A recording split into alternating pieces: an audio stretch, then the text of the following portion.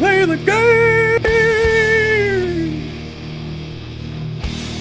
It's time to play the game.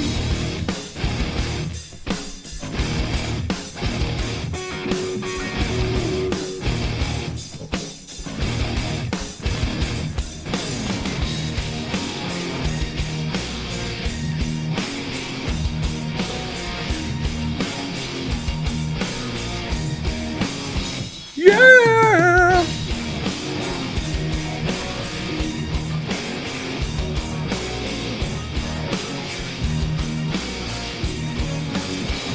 Get your hands up!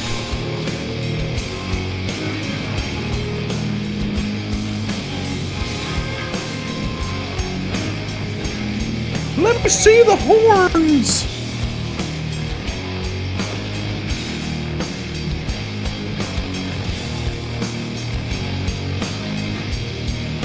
It's time to play the game!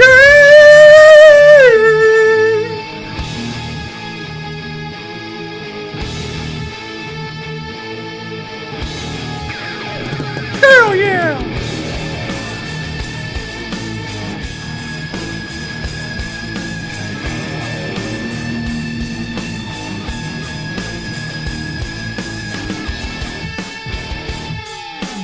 Bring the fucking heat!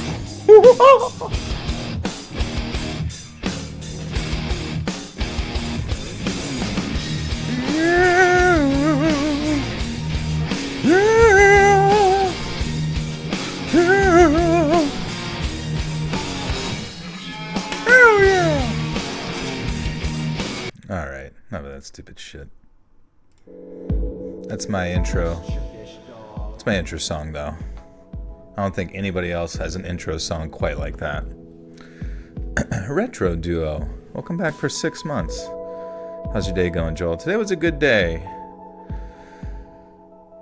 I am officially cutting weight. I'm officially on a cutting phase of my weight loss journey.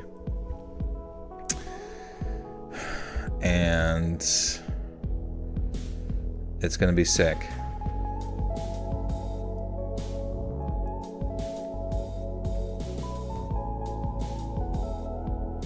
Ready for Rings of Power Season 2? Not really, no. I didn't watch the first season. How much in average do you make being a YouTuber? If you can get a position at youtube.com as a content creator, just baseline, they usually pay you like 1 billion smooches and kisses. But you gotta pass your YouTube interview. If you don't pass your YouTube interview, it's hard to say what happens. Maybe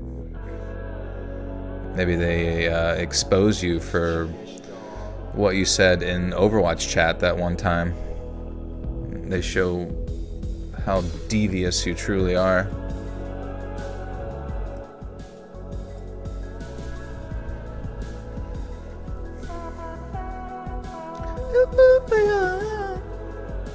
Rosa Diaz, welcome back for 30 months. Says, long time no see. My B-Day was yesterday and today. I took another belt test. 4 months till I am a black belt. Wow. That's crazy, Rosa. I feel like... Was it not that long ago? That's crazy. Congratulations, though. Almost to a black belt. That's insane. And it's Taekwondo, right?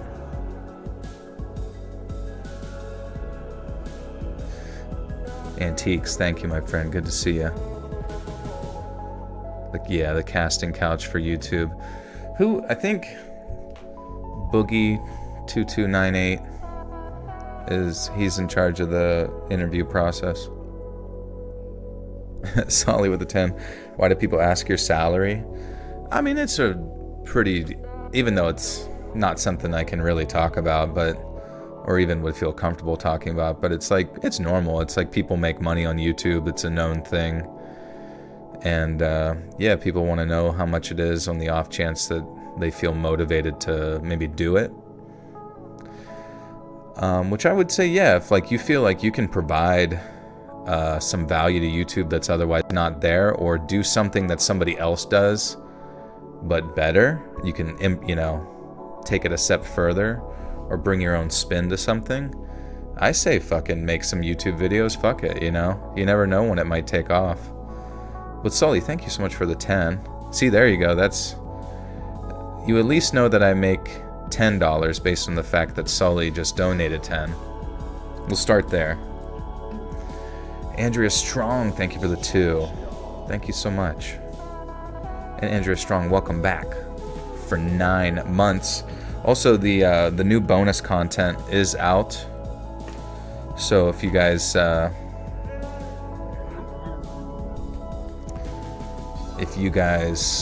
want to become a member at some point to get access and binge all that content, or you get gifted at some point, be sure to check it out in the bonus content playlist. I love your stories. When I work, it calms me, and the only thing I look forward to, I'm like, oh, I appreciate that, Jose. Does YouTube take a percentage of donations? I do believe so. I don't know what it is, but it's all good. I mean, just to even have a platform like this, it's like, it's not like I'm running the servers, you know what I mean? Or it's like YouTube does pretty much everything, so it kind of makes sense why they would take it. And it's definitely, I think it's better than Twitch, I'm fairly certain.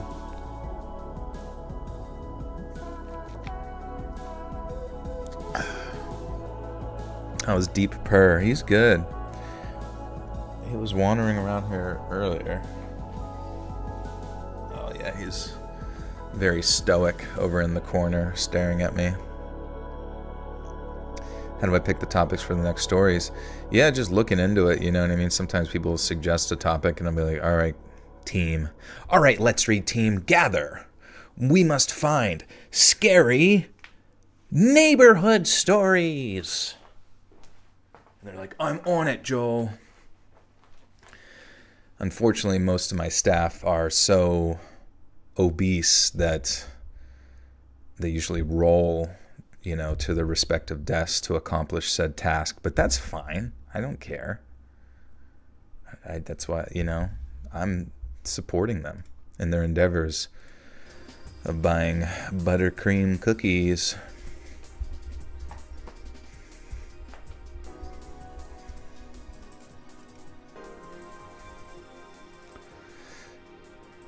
You were there at the meeting. More deep web stories. Those are unpredictable and interesting. Yeah, the last deep web video got shit on though, because it was stupid. I talked about sewer slide a little too much in a video, and I think that kind of triggered a negative review, and kind of just like shit on the video's reach. So I'm kind of apprehensive next time. Definitely will avoid that topic as much. But it was an interesting story because it was about a whole ass website that used to exist on Reddit of all places. Reddit fucking is weird because it used to have a lot of very weird subreddits in the past that have long since been banned, but one of them was one where they encourage people to take their own lives, and I don't know, it's just a really fucking strange one. You have low self-esteem, raise your confidence. Let's see. Understand that no matter how low you are, you can do it. Right now, I'm making the commitment for the next 3 to 4 months. I'm gonna get down to 188. That is my goal for cutting weight. I was at a unacceptable. Well, it wasn't terrible. It's not like I looked that bad, but I was at 227. A lot of it's water weight sometimes whenever you just have bad days of eating. But I'll keep you posted on I'm going to stick to 2,300 calories a day, hit my macros, and just fucking do it, you know? Like, you hang out with people and they're like, come on, shovel this spaghetti into your mouth and all of this stuff. And you're like, well, I lift weights, I might as well do that. But it's like, wouldn't you rather be shredded to the fucking socks? Do blueberry shakes, increase the memory, damn, 227. Yeah. I mean, it sounds... I look normal, I guess you could say. I'm not like... I don't know. But, you know, it's not where I want to be. I think I was much... you know, I think I was much leaner, or I could be lean, essentially, I guess, like, or very lean at a 188, and I just want to try it. See what we do. Will I have a Halloween special? I definitely think that there were in the works of compiling quite a few Halloween.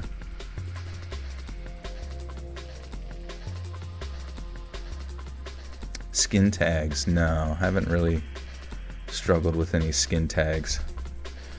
What's my height? I am 5'10". So, not, you know, not the worst, not ideal. But, you know, it's like I do exercise a lot, but I just gotta really lock in. You know, sometimes when you do exercise, you sit there and tell yourself that you can just kind of like do whatever, but it's just not, it's not the good. What's your favorite source of protein? I mean, at the end of the day, it's just chicken and eggs. I just like all forms of chicken. I can eat beef and steak and stuff, but it gets kind of like, even like if you season or marinate a steak pretty well, I'm just not a big fan of steak. I do enjoy it, but it's not my favorite. But I feel like with chicken, it's just, you can make it really succulent and yummy. Boom. You're gonna play Star Wars Outlaws. Also, have you played Jedi Fallen Order and Survivor games? I probably won't play Outlaws. I haven't played Fallen Order because I'm not really into Dark Souls style games. It looked good and I heard it was good. I don't know what to expect about Outlaws. From the gameplay that I saw of it, it kind of just looked like an open world, sort of like Drake's Uncharted, with a lot of bugs. And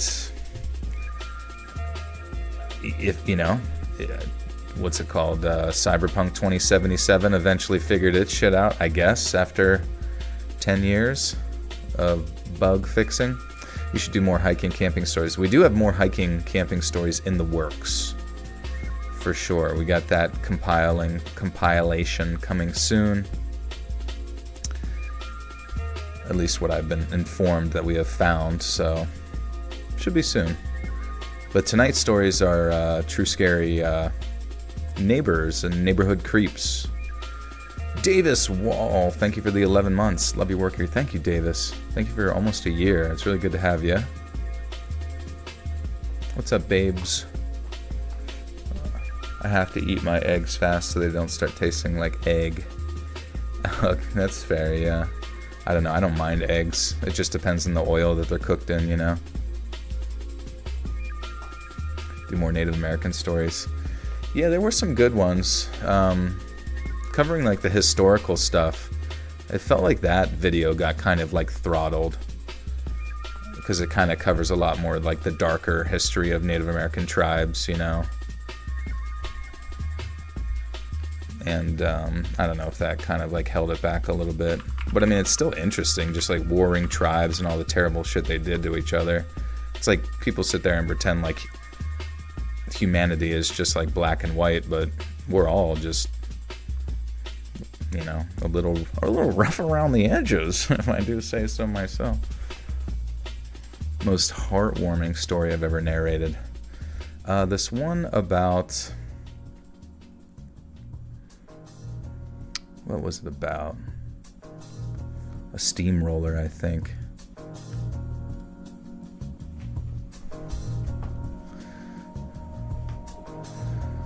Do you have a substitute for eggs? I've been on an egg protest lately. I mean, there's, what we got for protein? We got chicken, we got beef, we got fish. There's all sorts of variations of protein. Some people say that like an amino acid profile that's present in like beans and rice, but I'm just not sure. I'm not sure if that's, maybe it is, maybe it's the same like as the consumption of a chicken breast, but it just doesn't seem like it would be. But also I don't have a full understanding. How about a leaked CIA document for stories? That would be interesting. Alright, friends, should we kick this off? That was a quick 15 minutes. Also, I switched up the background for old Don. I feel bad. Don added me on Twitter and showed me his TV that our stream graphic burnt a crisp into it, which is strange. You would think like something like modern technology like OLED TVs would. How's my cardio? My cardio actually isn't too bad. I didn't do it for a long time. I've just been doing like powerlifting. I've just been doing powerlifting for a while now. That's just all I've been focusing on, powerlifting, bodybuilding stuff, some, mild calisthenic bullcrap. But, the other day I did a little bit of a strongman circuit with a friend who is personally only doing strongman training. And he was surprised at like his, quote unquote, the motor that I had or whatever. And then today I did a CrossFit workout with the CrossFit class. And I was, well ahead of everybody on what we were doing. Now, granted, I'm like the things that we were doing, it was sort of like a series of like circuits of rowing to then like box jumps to overhead press or whatever with strong ham. But so I'm kind of better at those, like rowing and box jumps. I'm kind of like a zebra. I can just like bounce around and rebound jump and that kind of thing and not really take a lot out of me. But yeah, I'm pretty, my cardio is pretty decent at it as like a baseline, even if I don't really hit it that often.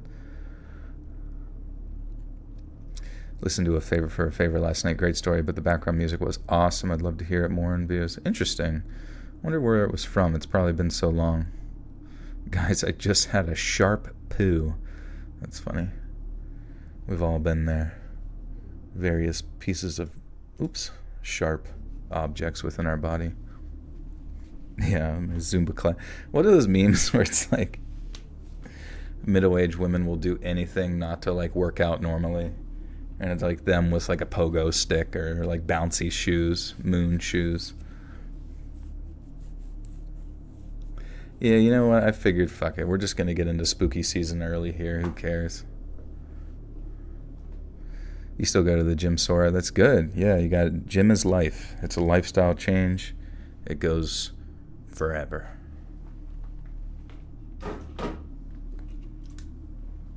All right, guys. It's hot. Summer is still fucking hot. It's humid as shit outside. Is it supposed to be hot in summer? Is that normal?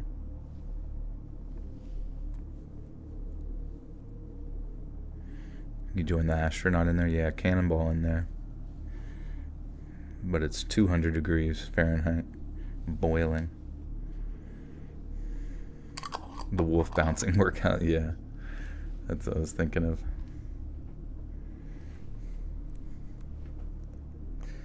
Might have to keep skipping lives. I have body health, OCD, and weight and exercise talk is a topic I avoid due to obsessive compulsions. Yeah, no worries. I don't really understand that, but if it causes you negative thoughts or feelings, then yeah, don't put yourself in that. Do I hike? Yeah, hiking fucking rocks, dude. Jumping on rocks, walking directly on top of rocks. Hearing them moan and scream every time I step on their little rock faces.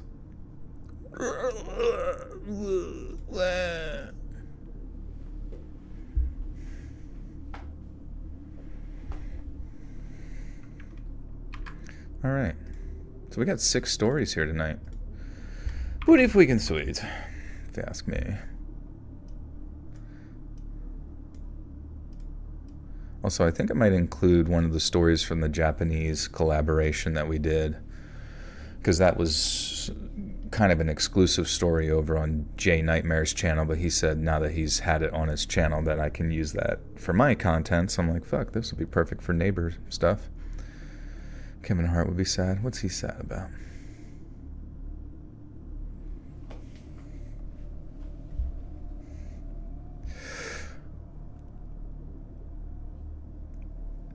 I was raised in a place called Marblehead on the North Shore of Massachusetts. Overall, it was a pretty nice place to grow up. I got to play a lot of baseball. Me and my friends had a grand total of 5 public beaches to ride our bikes over to in the summer, and in terms of school and family life, everything was relatively stable for me. But then, when I tell people that I work with that, When I tell people I work with that, I actually had something of I'll tell people I work with. Okay, sorry. It just sounded strange in my head.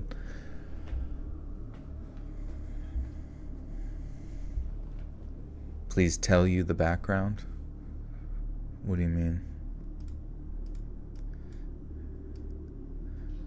You want to know its inner lore. Ever listen to Dream Theater? That sounds familiar, but I have not heard of that. Please tell you the background. It's called Pumpkin Bath. Pumpkin Bath. The spooky season bathwater. You can find it streaming on Squibbly.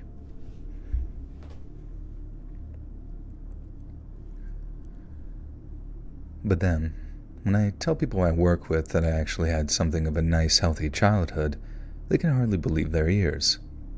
You see, although I grew up in Massachusetts, I ended up moving to New York and eventually to Los Angeles after finding work as a comedy writer. And I'm not going to drop any names, that isn't what this piece is about, but there's certain writers' rooms where I become known for my very dark and sometimes very bleak sense of humor. Everyone I wrote with during my first major gig assumed that I'd suffered some kind of terrible hardship at a young age. You know, something like losing a parent in a fiery car crash or getting passed around by lonely priests. So, when I told them that in reality my childhood looked more like a Norman Rockwell painting than an after-school special, they were kind of shocked. And one night, over a few beers after work, one of the other writing staff ended up asking me where my sense of humor comes from, if not from some deep-seated trauma. Now, at first, I told him I wasn't sure. But then as I thought about it, I remembered something that had happened back in Marblehead when I was real young. Not to me, but to these other kids. It wasn't like it unlocked some repressed memory or anything. It was more like I realized that I might have severely underestimated the impact it had on my psyche. I remember how he laughed when I said, actually, there was this one time when... And because to him it was like, oh, here comes the... Oh, what the fuck? Oh, yeah. Working an overnight shift. Thanks for streaming, Joel. You're welcome, Jay. What's happening?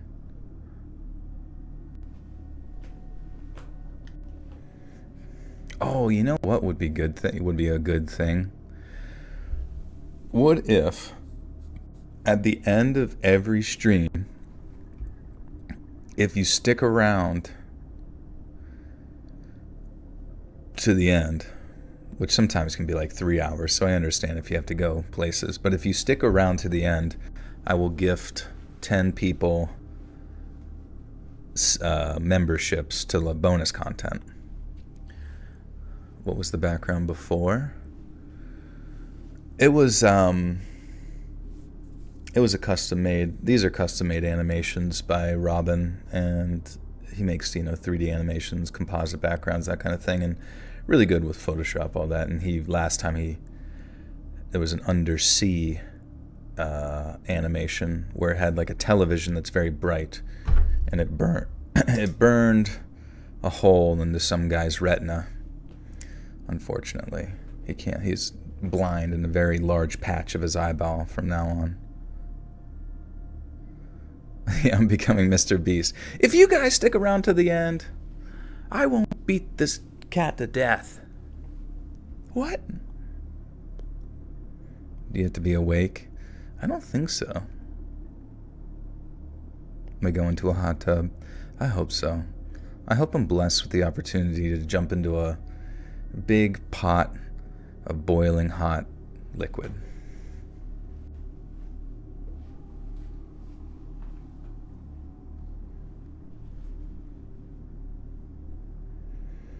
Brand new car. I don't think there's a brand new car button here, but Lion Studios, what up?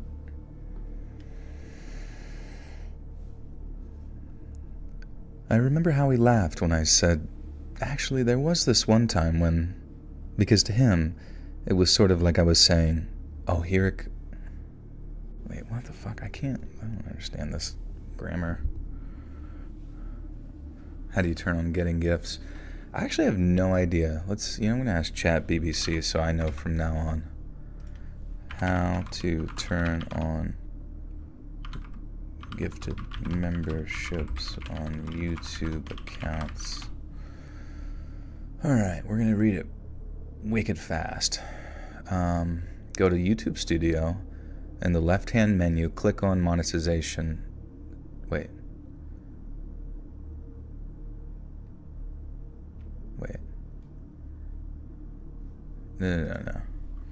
No. Like, so you can accept a membership. Join a live stream with a gifted memberships available. You need to be enable gifted memberships. When someone gifts a membership during a stream, you see a pop-up notification live chat. Click on the Allow Gifts button in the pop-up. This will enable your account to receive gifted memberships on that channel. Alright. Check for the gift. If you selected to receive a gifted membership, you'll be known. So wait, does anyone know if this is true? Like, you get it, you'll be gifted it first, and then you just accept it or something? We could test it right now. Fuck. Wait, let me try. Membership gifting. Gifting one lucky person a membership right the frick now. Boom. Of course, it might go to somebody who already has it turned on. But if you do get gifted, it looks like it went to Miss Rage 96. I don't even know if... Yeah. Mischievous dog. We'll figure it out later. I'm sure you guys will get it situated.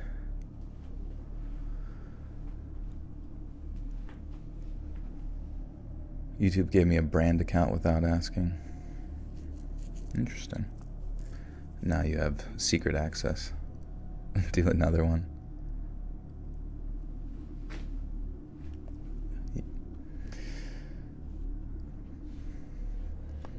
I should make it so, like, if I don't make it through a story without messing... If I can make it through... If I don't make a story without messing up, which is kind of impossible, I have to gift a membership. That'd be kind of good. And then, so if there's 6 stories in a video or more, there's a chance of, like... You know, like a 1 in... 6. Not a 1 in 6, but like 6 times you get a chance. Humilitus, thank you for the gifter. To Katie Flowers. Now I know Katie's here. Maybe she can confirm. Mischievous dog. And Peter, welcome back for 6 months. I beat you to the pooch. Thank you. Look what I started. Thank you guys. Alright, so that'll count as that one. But then the next story, if I can make it through all the way through, then I don't gift. But if I don't make it through, then I have to do a gift, per story or whatever. Not per mess up, because that would be like 68 million gifts, which I guess wouldn't be the end of the world, but wouldn't be the beginning of the world either. No. Your power just went out. Damn.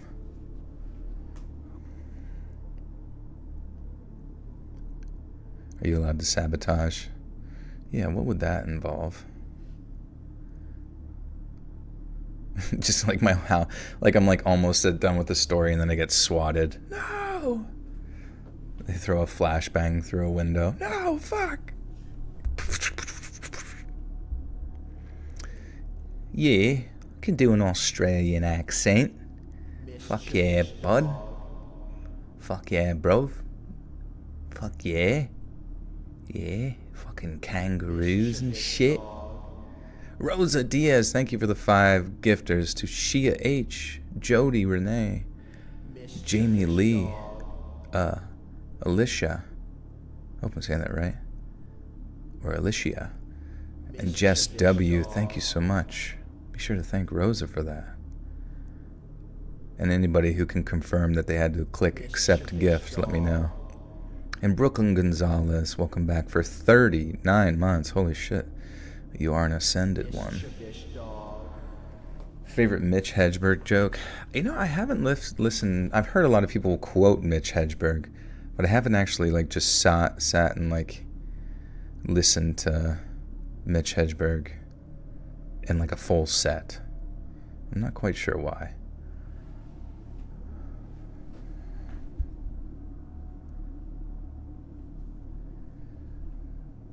I remember how he laughed when I said, actually, there was this one time when, because to him it was like, oh, here it comes. Here comes the repressed trauma. Kind of dark to laugh at, I know, but that's just how we were. But then once we were done yucking it up, he asked me to tell him the story that I was about to launch into when he cut me off. And this is what I told him. Back when I was in the 4th grade, there was a girl in our neighborhood named Sarah. She was a couple of years older than us, in 7th or maybe 8th grade, and I had the biggest crush on her. But then, everyone had a crush on Sarah, or at least wanted to be friends with her because she was nothing short of a goddamned saint. She volunteered at the local church and was involved in a bunch of after-school clubs, but she wasn't some square. She hung out with us neighborhood kids too, and although her and I weren't exactly close, she was a lot of fun to be around. She was kind, too, and boy was she kind. And while that manifested in a couple of different ways, it was never more evident than when she befriended the new kid, Bobo. Bobo, whose real name was Robert or Bobby, showed up in the neighborhood when I was a 3rd grader. He was around the same age as Sarah, so maybe 2 or 3 years older than myself. He was super tall and wide for his age, so he looked even older than he was. But right away we could tell that he had, and I'll put this as delicately as I can, shite. Shite in me pants. Good morning from London. Hello, hello. I'm twerking right now. Mitch Hedberg, so hilarious. I don't care if you're black, white, or purple. Wait a minute. If a dude is purple, I'm going to be concerned. Yeah, Mitch Hedberg had a lot of jokes like that, which are, granted, pretty cool tweets, I guess. Maybe I need to just, take a second and really listen to his things, because I don't know if, he's just going to sit there and make sort of pun-style jokes the whole time, if I could really sit through something like that. On my way back from working in Alabama, I got a whole 4 hours still to get back home. Just popped in to say, what's up, man? Gonna go listen to some spooky stories by you. Thank you, Strike Force. Have a safe trip. Have I moved to Texas yet? No. Be there with Joe Rogan and the ghost of Mitch Hedberg.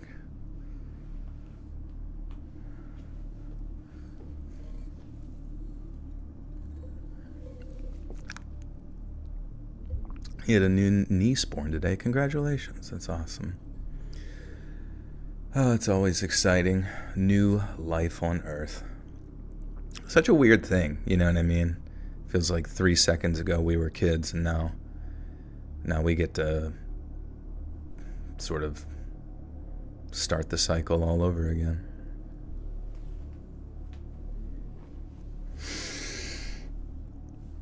just like rail coke.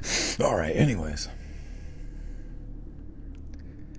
He was super tall and wide for his age, so he looked even older than he was. But right away, my speech impediment's back. He was super tall and wide for his age, so he looked even older than he was. But right away, we could tell that he had, and I'll put this as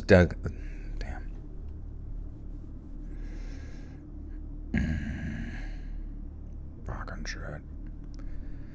He was super tall and wide for his age, so he looked even older than he was. But right away, we could tell that he had, and I'll put this as delicately as I can, severe learning difficulties. I suppose that these days his parents would have taken him to a doctor, gotten referred to a psychologist, and they'd have a name for whatever Bobo had. But back then, we all just said that Bobo was a little slow. Or touched was the word some of our moms used. I think if this happened today, his parents would have kept a closer eye on him, but this was the 70s, so his folks let him play outside like any other kid. When we were first meeting him, we asked what his name was, and when he said Bobo, we were like, "You mean Bob or Bobby?" And he just sort of looked at us, sort of blankly, and said, "Yeah, Bobo." And that's when we realized that he was a little different, but we didn't hold it against him. Now, kids can be cruel, and you can bet your ass that we made fun of Bobo from time to time, but it wasn't like we excluded him or anything like that. If Bobo...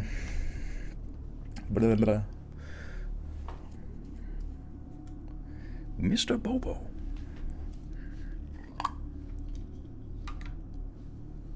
You call your dog Bobo? Bobo. Gen Alpha is cruel in your opinion? I mean, if you're in high school, everyone, probably thinks when they're in high school that their peers are cruel and mean and all that kind of stuff. All you gotta do is try to turn yourself into the best version of yourself you can be, whether it's through exercise or socializing or, working. Working really does help people socialize and learn responsibilities. And also, I know it sounds kind of old and stupid to say, but it really does benefit people a lot to just like put themselves out there in sort of an organized social situation, whether it be work or sports and all that kind of stuff. But the days of high school can feel, or school in general, can feel pretty brutal. But it does get better as your life experiences start to stack, you know what I mean? It's like a multiplier effect in a video game.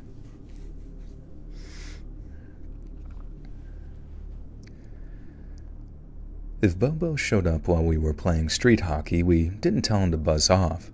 We just made him goalie and watched him laugh whenever the ball hit his pads or helmet cage.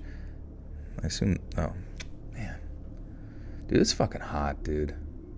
I wish I had some sort of cooling system down here.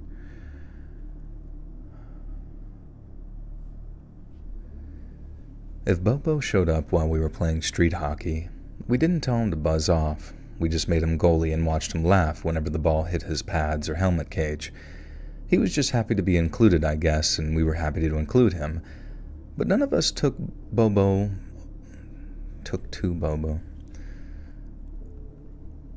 But none of us took to Bobo in the way that Sarah did, and he adored her for that. Like the rest of us, Sarah must have realized Bobo was a little slow, and since not all of the kids in the neighborhood were as nice as we were, Sarah took it upon herself to be Bobo's best friend. Whenever Bobo was about to go get himself into some trouble, Sarah would be there to get him out of it. And whenever any of the neighborhood bullies came around to give him a hard time, it was Sarah who usually leapt to his defense. When this first happened, no one was particularly surprised that it was Sarah who was brave enough to do the right thing and stand up to the bullies. But Bobo sure was. I don't think he'd ever had anyone fight his corner.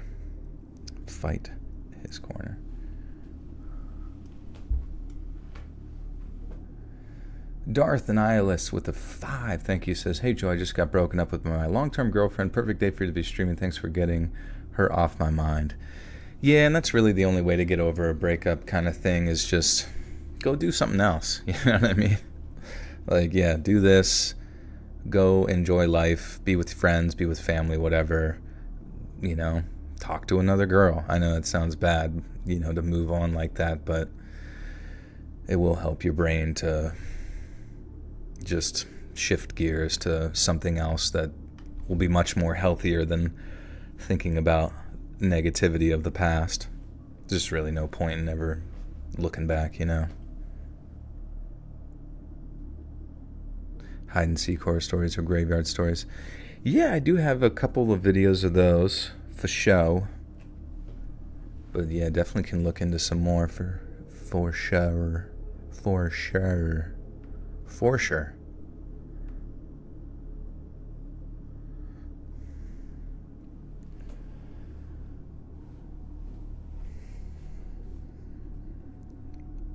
I don't think he'd ever had anyone fight his corner so hard, and afterwards, him and Sarah were almost inseparable.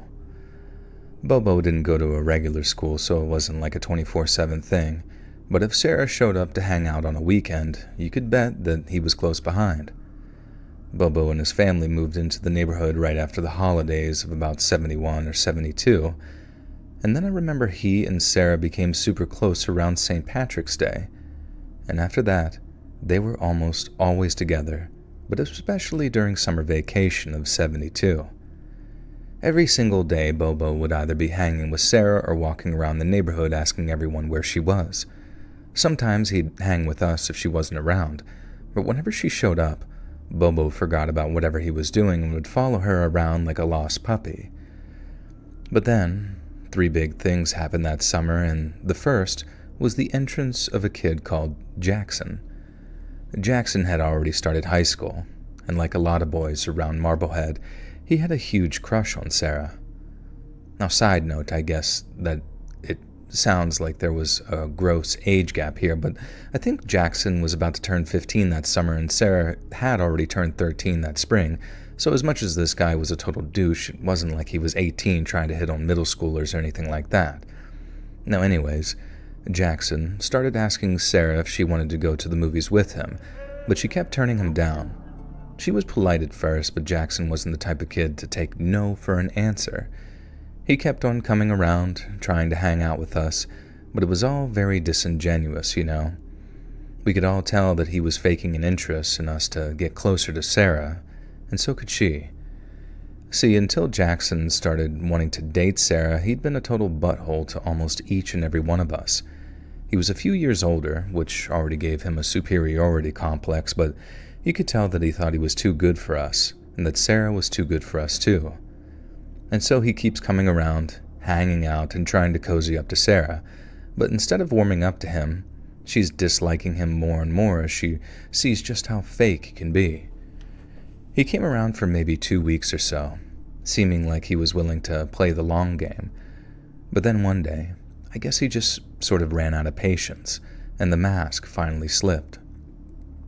From what I heard, it started with him asking Sarah why she wouldn't go to the movies with him, or at least hang out, just the two of them sometimes so they could actually talk. She kept saying that she didn't like him like that, and they should hang out as a group since she saw him as a friend. And to that, Jackson responded with something like, "Oh, so what? You got a crush on that goddamn R-word? That's why you hang out with him alone all the time."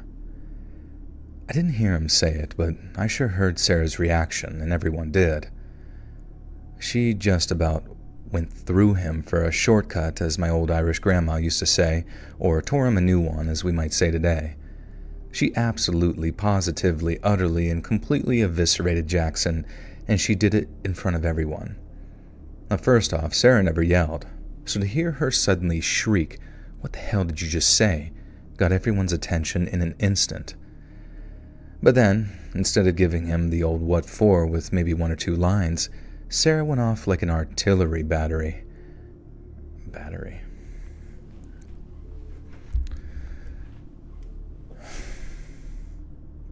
Omegle stories. You're the only person I like watching now. Old people I used to watch, like people start being scared. Their stories are all god-awful paranormal sleep paralysis, and I'm sick of it. Interesting. I figured there wouldn't be much deviation. Yeah, I saw it said schmarted, but I don't know if I should read that on the channel, if that would be like... I just hate when people, like, if you say something bad or whatever, like, people in the comments are like, I'm gonna fucking kill you, and you have a fucking family.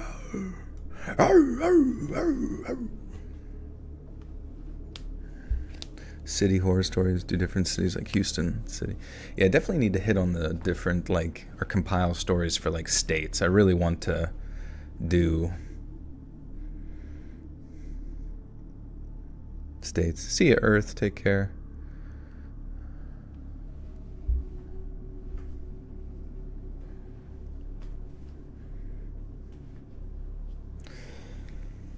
Oh.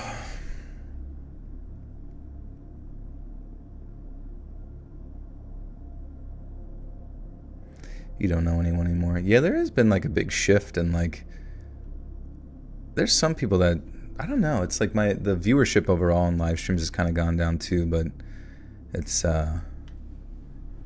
definitely a lot of new people over a period of time. Yeah, it'll all be Florida stories. Will I go to TwitchCon? I don't think so. I mean, if I had friends who wanted to go, that might be fun, but I don't really know what I would do there. I don't really know what to do at any of the cons, you know what I mean? What's up, Remy? How we doing?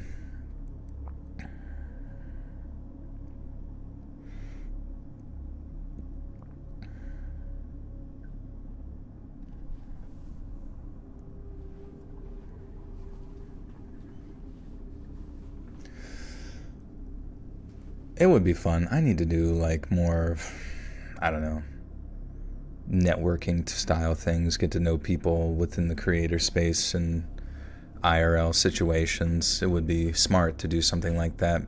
And just for my own, just for fun.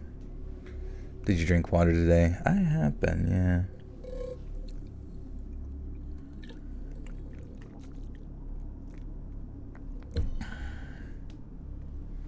An animation festival, that would be sweet. Crime Con, when's that? Have you ever seen any clips of Speed and Kai playing Minecraft hardcore? I saw some stuff on Twitter where it was like they called it early or they couldn't, but I don't really watch anything about, or I don't really care, I guess, about Minecraft just because I never really played it. So even though I'm sure the boys are having fun, but I just, it's just not really my vibe. Been subbed since 2019. Thank you. I appreciate that. Caught Speed live once and bro was just sleeping on camera. Yeah. I mean, he's devoted to the game, and I think now is the best time for him, because I think he started streaming even before he was like 18, and for him to just like have fun, live his life, and just go as hard as possible. I see him like traveling across the world. Like, that's fucking brilliant. You know what I mean? It's amazing to just be able to do that and have a good time and make money and whatever. You're fasting. Oh, damn. I think drinking lots of water helps to kind of like fill the tum. Oh, they beat it. Nice, dude. Nice. I don't even know, what is Minecraft hardcore? This is like getting to the Ender Dragons thing. You smoked an American Spirit. Don't do that. Don't smoke, don't drink. Boom, you heard it here first. The newest breakthrough in science.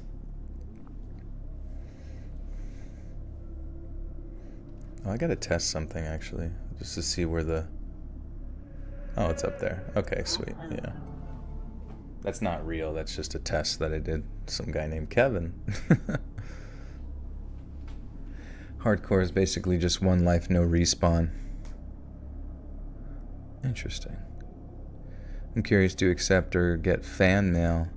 Yeah, sometimes in the massive batches of submitted stories, I get nice people that just want to like say thank you and that kind of thing, which is always much appreciated.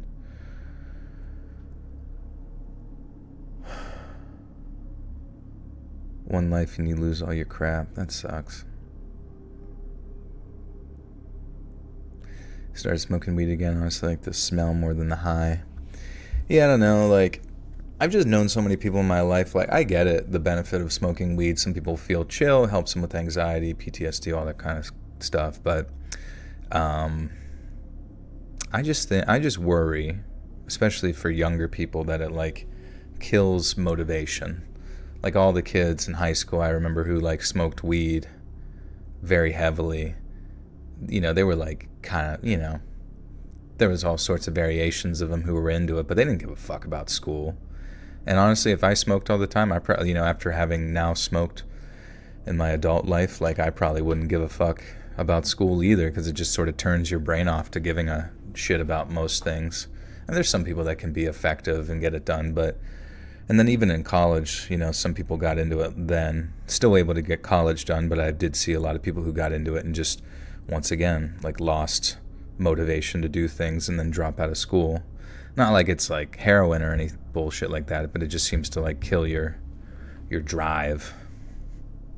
You're like get high and you're like, fuck it, dude, I don't even want to be the president anymore. Do I have a P.O. box? No, I don't. I don't really see the point in a P.O. box. Just get sent a glitter poop bomb. I'm just not in the mood for that. It stinks. It's yucky.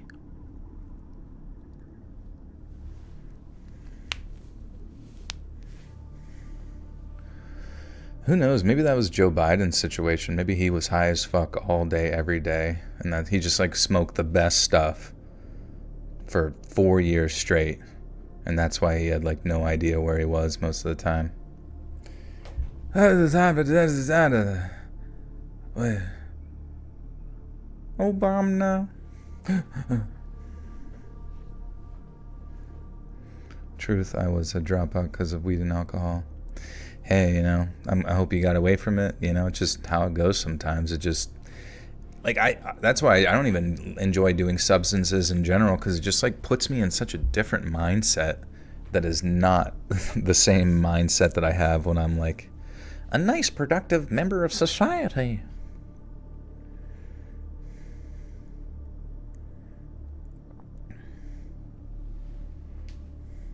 And send Pradeep stuff.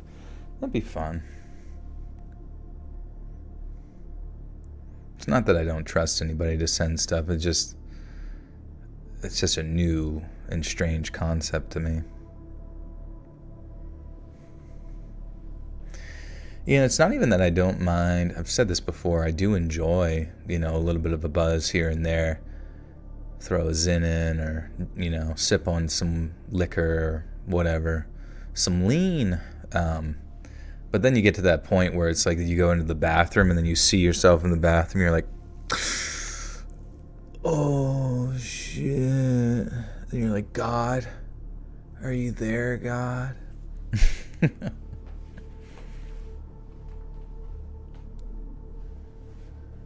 Devouring ghoul. Where'd that come from? Is that like Latin? My favorite liquor, peanut butter whiskey. And fentanyl.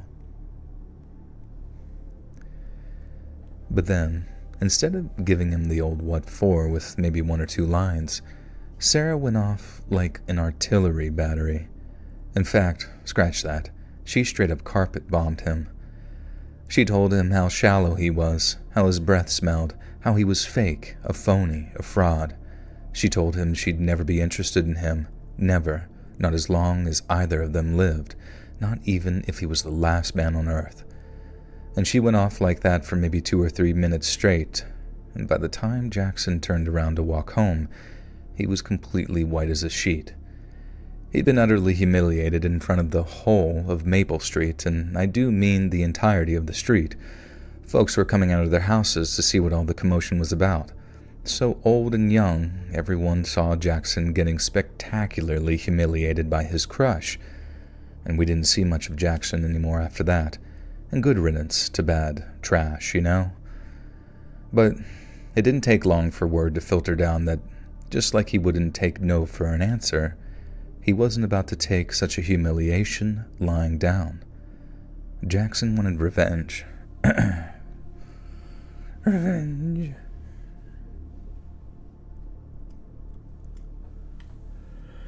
Gin equals gin, booze equals booze, spirits, etc.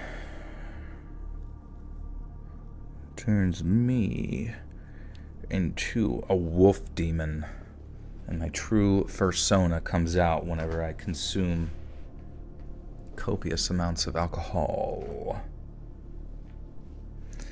Streaming is 99% skill, 1% luck. Yeah, I'm so freaking good, dude.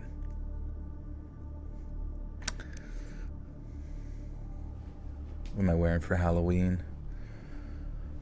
Oh, man. Probably somebody's skin, I guess.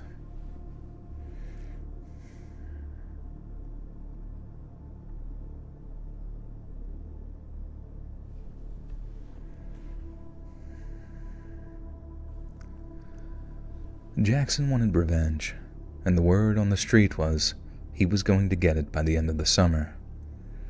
Anyway, so a few weeks went by and we were all feeling very protective of Sarah, and we were terrified that Jackson and his buddies were going to get her, whatever that meant as a kid. But when 1 week went by, I volunteer my skin.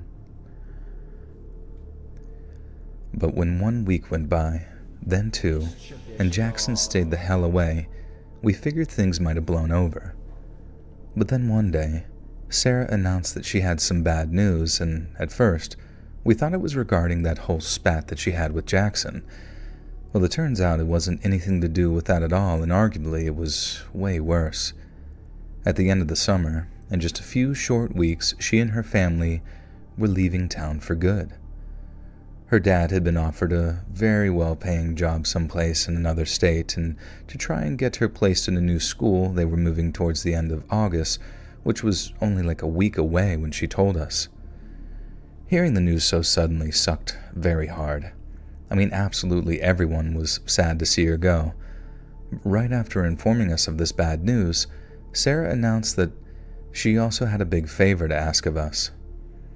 Under no circumstances were we to tell Bobo that she was leaving.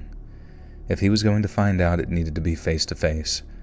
She knew that he was going to be incredibly upset, and hearing it through the grapevine would only upset him even more. If he was going to find out, it had to be from her, and it had to be at the right time and in the right place. We all understood why Sarah was approaching things that way. We were all sad to hear that she was leaving, and if we were sad, then Bobo would be inconsolable. The only question was, how was she going to tell him?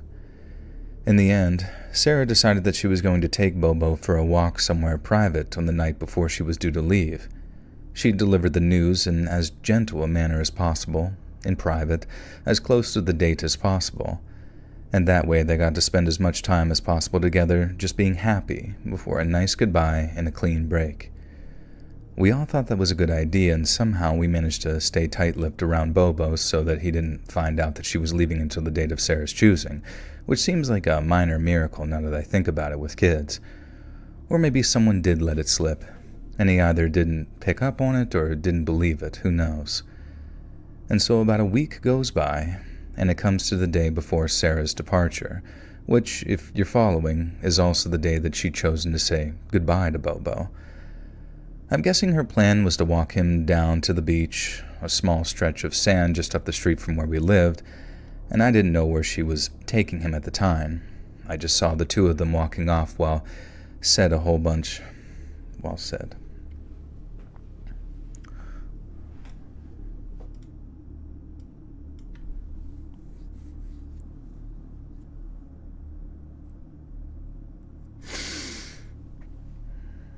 Oh shit, sorry. Omar, welcome back for a whole year. I never use these membership milestones. Seeing that it's my 1 year, I figured I'd use a happy anniversary. Absolutely, thank you. Happy anniversary to you. Thank you for 12 months. That's crazy. We made it. She gonna off this dude? Yeah, before she leaves, she's going to kill Bobo. She's like, I just think this is easier. like, he would be so sad if I left. I just figured it'd be best to just bleed him dry. Is it weird to eat peanut butter straight out of the jar with a spoon as a form of pre-workout? Well, you've been forgotten. You haven't been forgotten, Jamie. But it does seem like everybody is... There's a lot of new people. I'm trying to remember back in the day. Hey, Joel, guess what? What? But yeah, as far as peanut butter goes, it's if you eat it right before the gym, you might be able to digest some of it fast enough to be useful to you as far as the carbohydrates from it go. But it's also going to be like these heavy, slow digesting goop of fat and protein that, like, you know, that would I feel like that would just sit in my stomach and make me upsetty spaghetti.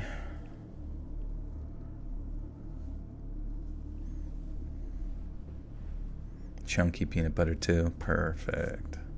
I do love chunky peanut butter, especially with apple slices. Once I discovered that snack at age 4, there was no going back. What's up, Carly? How we doing?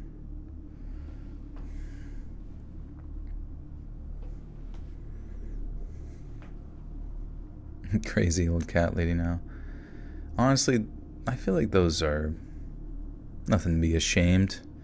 Taking care of the local wildlife.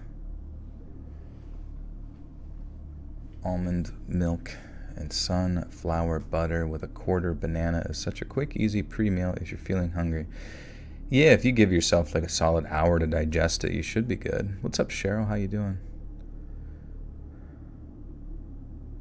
I have an old phone, probably the problem. I don't know. It's hard to say. I never can, like, troubleshoot anything. That's your favorite snack? Yeah. That's so good. Yeah. Do you like chunky peanut butter, too? PB and apple slices all-time fave. My mom ate it daily when she was pregnant with me. And, yeah, that does kind of make you wonder. All the things that your mother craved is literally kind of like what you're composed of.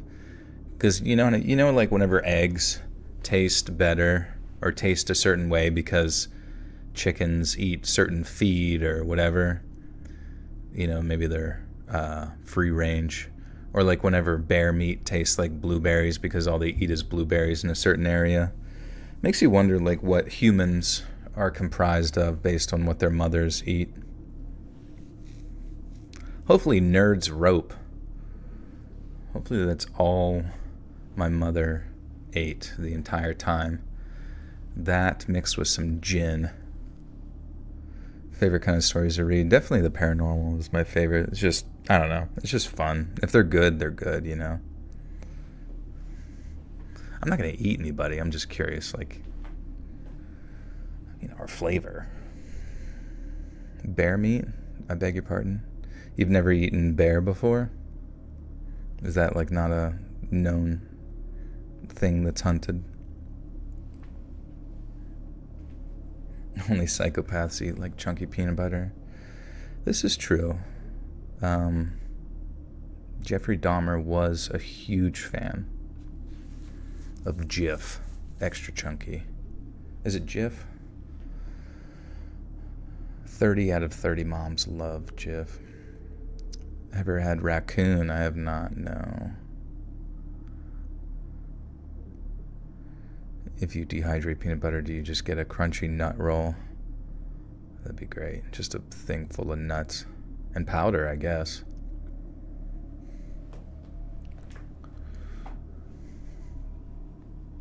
Bear meat's usually considered dirty because all the parasites you usually have. Yeah, you definitely have to, I guess, be careful with how it's prepared. Or just have the parasite live in your fucking brain. It's pronounced GIF. That'd be great in the future if, like, they figured out a way to make the like the packaging on things have some sort of like motion graphic on it. I guess they do with like certain holographic things. But you just got married. Congratulations, Jamie. That's awesome. How's everything going?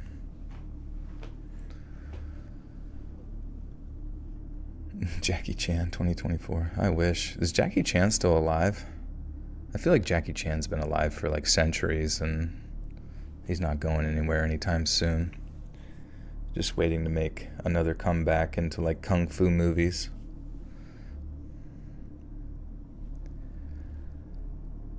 I didn't know where she was taking him at the time. I just saw the two of them walking off while saying a whole mix of things. While a handful of us were like, well, hope he takes it well, most of us knew that he was going to be completely devastated. The only thing that had stopped him being completely heartbroken was Sarah's method of delivery, because if anyone could sufficiently soften that blow, it was going to be her. But then maybe 20 to 30 minutes later, way before we expected Sarah and Bobo to return, a kid comes running up the street with a bloody nose and looking scared out of his mind. He'd just run into Jackson and his buddies, who had just heard the news that Sarah was leaving that very next morning. And he must have heard the news somehow, gathered up two buddies of his, and then they jumped on their bikes and rode across town to look for her. But then on the ride over, they see the kid who came running up the street, and knowing that he was a friend of Sarah's, they beat the crap out of him until he told them where she was. And they were riding over to that beach right at the very minute that there.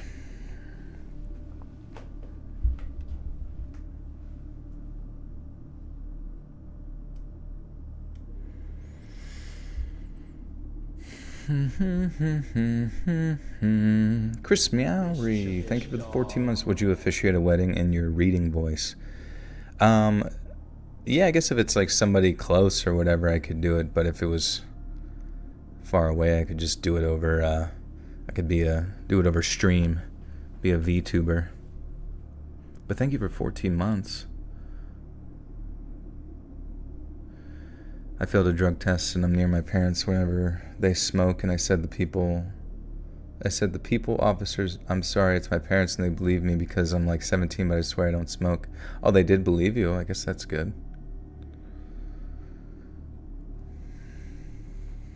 Shirt size, pretty much just a big parachute and a cape.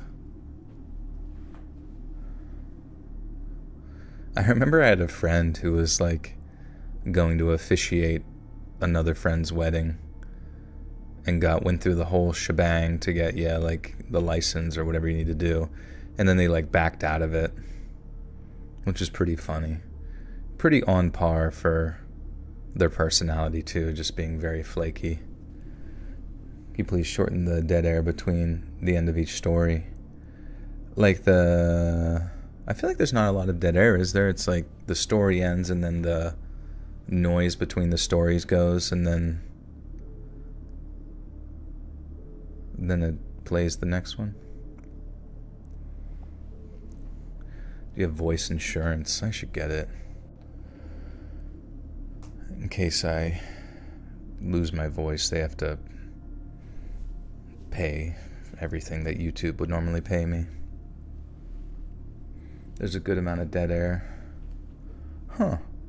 Well, yeah, I don't really know how to shorten it really anymore, because it's just like end of story, then it's like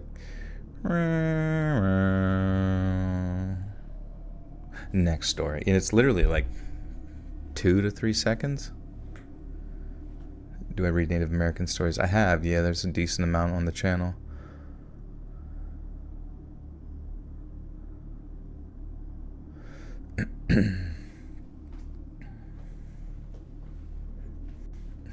Voice insurance sounds like scheme the mafia would be on. I mean, that's what insurance is in general, just one big Ponzi scheme, I guess. Ever had laryngitis? I don't know, honestly. Definitely had a sore throat.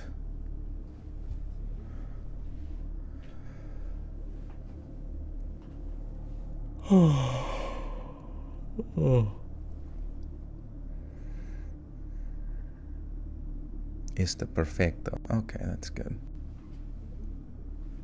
Yeah, the Vine fart boom. Skibbity toilet. Just to keep people's attention, so I'll put an entire skibbity toilet video in between. But like I'll condense it down to just a few seconds. So it's just like, and then it plays the next one.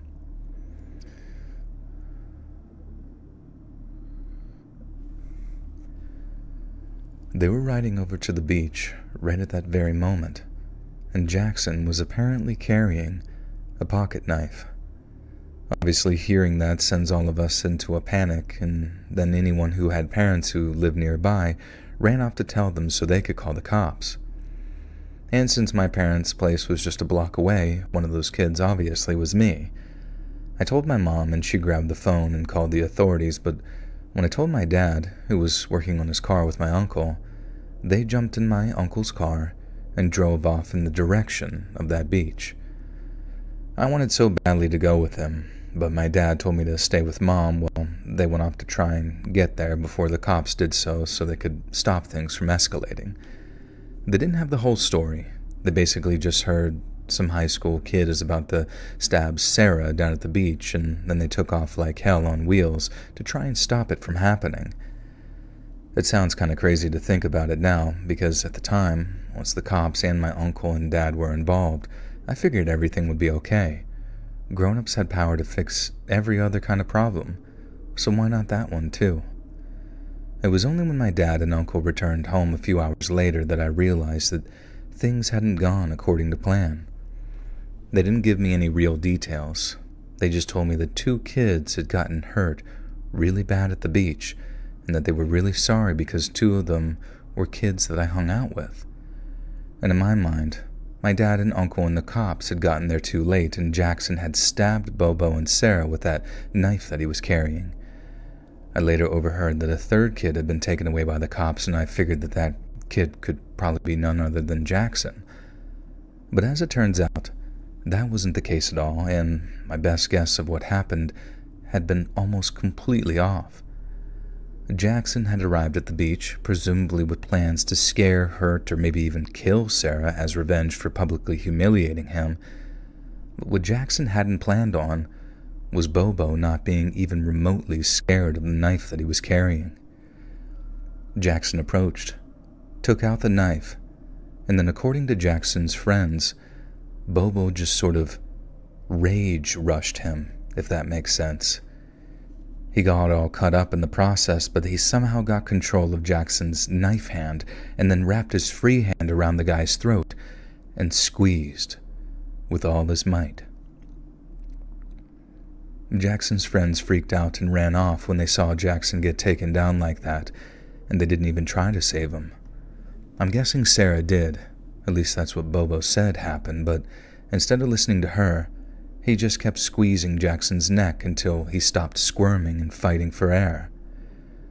I heard that Bobo later said that after Jackson stopped fighting, a very distraught Sarah had asked him why he did it, why he'd killed Jackson instead of just stopping him.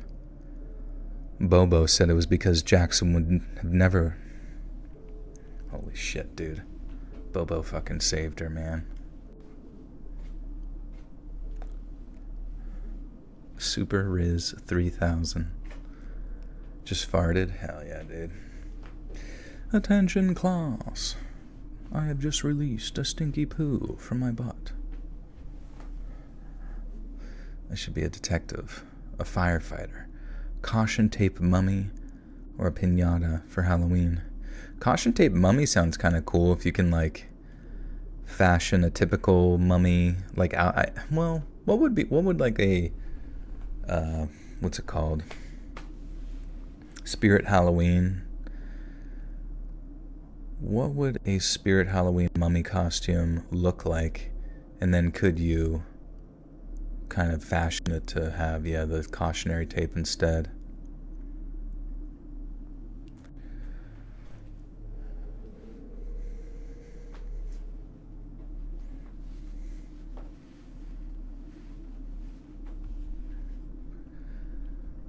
Bobo said it was because Jackson would have never left her alone. And that's when Sarah tells Bobo how that wasn't true. how she wouldn't have had to worry about Jackson after that day because she was leaving town in the morning. I guess Bobo was still kind of berserk because instead of getting sad when he heard the news or feeling bad about what he'd done, he turned his rage onto Sarah and did to her the exact same thing that he'd just done to Jackson. Took her down, wrapped a hand around her throat, and squeezed. We didn't find all that stuff out until much later on. It wasn't until the end of high school that we were able to sort of dredge through all the rumor and hearsay and finally get to the actual truth. But by then, I guess it was far too late. The whole community had already gone through the horror and grief of learning what Bobo had done, but at the time, at least the adults had the whys and hows, and us kids really had nothing to go on. Many of us were still under the impression that Sarah's death had somehow been an accident, that Jackson had stabbed or cut her, which, in turn, had sent Bobo into a murderous rage. But then to learn that Bobo had killed Jackson before turning on Sarah in some sort of blackout rage, that was just far too much for people to handle. I still know people who think Jackson's rich parents tried to pin the murder on Bobo because they couldn't deal with what an asshole their kid was. And while he was most definitely a total goddamn prick, he wasn't the one who hurt Sarah. Hell, he didn't even get near her. There's no doubt that he contributed to the whole situation. I mean, I don't think Bobo would have reacted the way that he did if he hadn't been in such a keyed-up state of mind. But that doesn't change the fact that it was Bobo who killed his best friend in the world, not Jackson. I mean, he said it himself at the police station after he was arrested at the scene, and we later found that out as well. And as a result of all of that, I guess they took him off to some... Oops.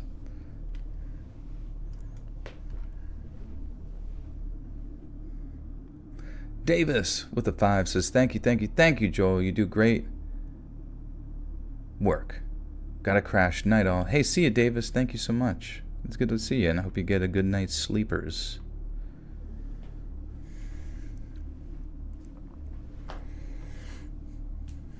Bad Bobo. Everyone in chat saying, bad Bobo. Bad. Oh my god. He's got the squeeze riz. Bobo Baggins. Bobo Squeezins. But that doesn't change the fact that it was Bobo who killed his best friend in the world, not Jackson. I mean, he said it himself at the police station after he was arrested at that scene. And as a result, I guess they took him off to some home someplace where he might still be living all these years later. And when I was done telling that story, I remember my coworker saying something like, yeah, I knew something was lurking behind that dead-eyed smile, and there it is. There's your childhood trauma. And you know something? I guess he was right. I think that whole episode had a profound effect on me as a kid, but after pushing it to the back of my mind for many years, I could barely even remember it, let alone acknowledge that it was probably one of the most formative events of my entire childhood. I mean, half the reason I think my own childhood was so peachy was the fact that neither me nor any of my family were murdered in such a horrible, tragic fashion. It's just crazy to think that having a few beers after work led to me unlocking a part of my psyche that I never even knew was there. But the effect that it had the most... Hey Jade, what's up? Best storyteller on YouTube. Thanks, Joel. You're welcome, Bishop. Good to see you. Do I have some Irish in me? Not even remotely. Just a bunch of Irish whiskey deep in me belly. Ho ho ho he he he ho. Ho da da da da he da hi. Ho da da hi da da hi da da hi. You're at a Safeway getting watermelon. I've been noticing watermelon has been... They've been having deals where you can buy like 3 pounds of it and get like another 3 pounds for free. Do I want to? Do I want to what? Oh, have an Irish per... Oh, I see, I get it. That's funny. Haha, that's funny. Ha ha ha ha. Heidi, Heidi, Heidi, he.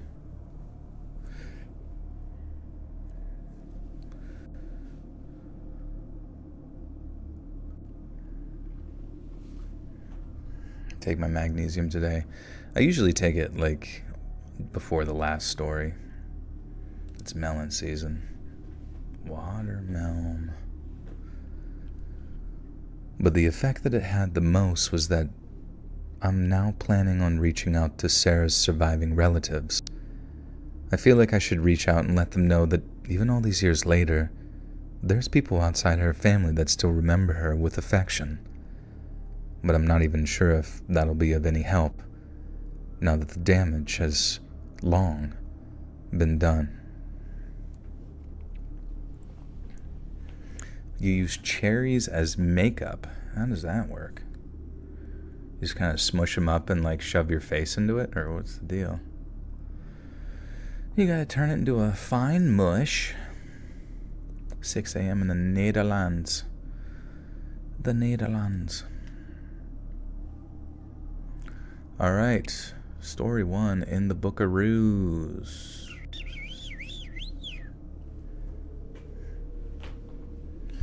You should be in jail.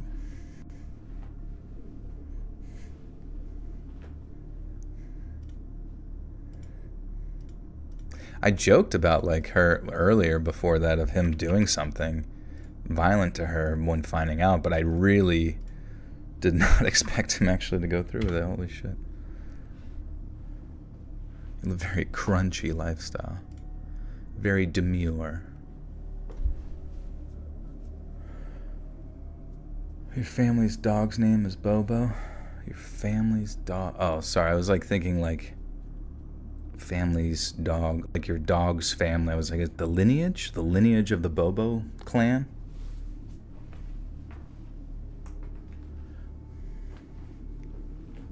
Has anybody played the Wukong, the Chinese Dark Souls game?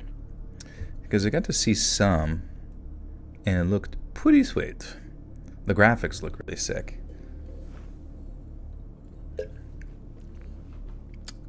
Once again, not too excited about just your typical Dark Soulsian combat. I do find that to be pretty repetitive at this point. I kind of wish there was a lot more like physics, I guess, to the impact of like hits and stuff, or I don't even know really, but 'tis fine.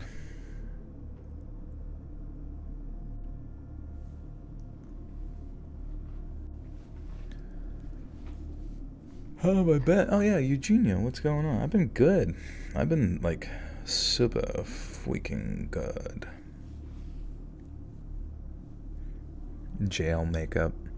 Yeah, what do they make for makeup in jail? Do they just use people's blood? Oh, oh, sorry. Don't buy Chinese video. It'll be used to hack your data.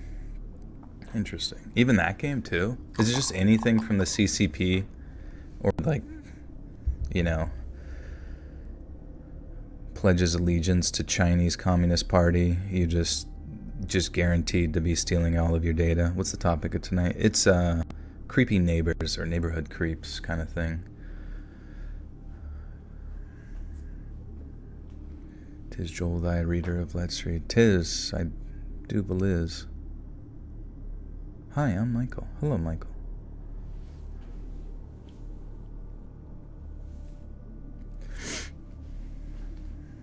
Red M&Ms for red lipstick. God, dude, can you imagine just what a hell prison must be? You can't even get any good makeup. Boop, thank you for the 936. Thank you for your dedication. I wish there was a longer pause in between stories. Sometimes I'm still digesting the last, really a non-issue. I guess that's true. Yeah, I know some people have asked me to like kind of debrief on the stories or like talk about them, which I probably would never do, because like what am I even supposed to say? I have to like sit there and think of something like like just imagine like after I get done reading the last story during a video, I'm just like, bad Bobo. Bad Bobo. Yeah,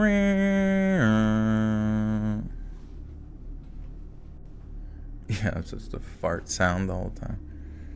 Dude, farts are so funny, man. I'm so thankful that farts are something that I haven't lost interest in.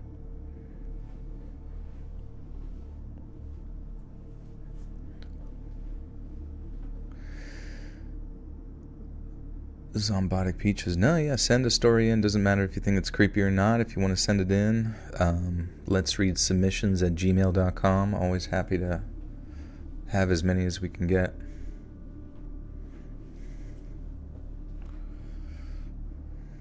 My favorite fruit. Oh, good question. I mean, I've been eating so much mixed berries lately. Just let them thaw, as you know. But also blueberries. I mean, that's the same shit, but now just by themselves. Watermelon. Can't go wrong there. Grapes, frozen grapes, bananas, mango and all of its 100 different forms. Apples, rock. Apples are so cool, dude. They're just like so convenient. Like I love the idea of just like being able to hold a banana and an apple, and it's just like these convenient pieces of food that almost feel like they have clothes on, but they don't. You know what I mean? You can eat the clothes. Now, granted, you're not supposed to like chew into the shell of the banana, but nothing can stop you if you so desire. You can eat it long ways. Avocados and I remember I got a bunch of shit. I got a bunch of shit from my friends for making guacamole with banana. They're like, ew, dude. Blah, blah. I'm like, what the fuck are you talking about? You put fucking dirt and poop in there anyways. You might as well make it nice and like a sweet version. It's good though. You should try it. Especially the more like ripe the banana is. But I guess if you like mush it all up, it gets better. Used to eat oranges, clothes and all. No way, dude. Really bite into the rind of it. That's crazy. My friend introduced me to last year. He passed away a week ago, so you'll forever remind me of him, even though you never realize it. These unhinged comments. I'm very sorry to hear about your friend. That's really sad, but I'm glad we can keep his memory going on as well as we can. And thank you for listening. Have you had a pluot? No, what the hell is that? Sounds like communism. No, well, let's look at that up. Pluot. Oh, it's like a plum? Are pluots GMOs? I don't care.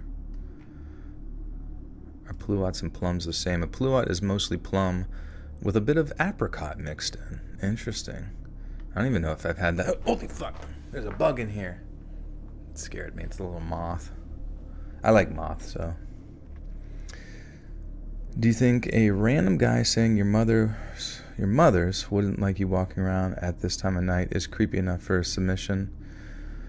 I mean, if that's all they did, probably not. Not to like knock on anybody's experience, because obviously no one would want that to be said to them.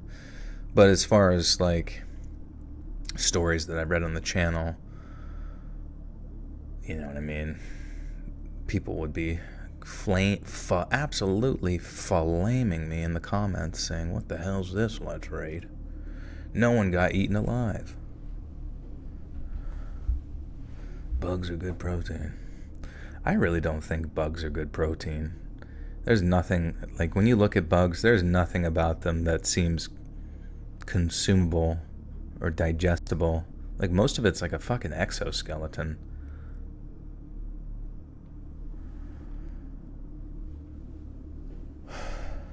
$250,000 deaths a year due to medical error. That's crazy. Favorite vegetable? Now this one's tougher because yuck. What do we got? We got broccoli, carrot, maybe like peas. No. Ugh. I don't know. They all suck. They're fine. They get the job done. But I had to look deep within my psyche to imagine all of it.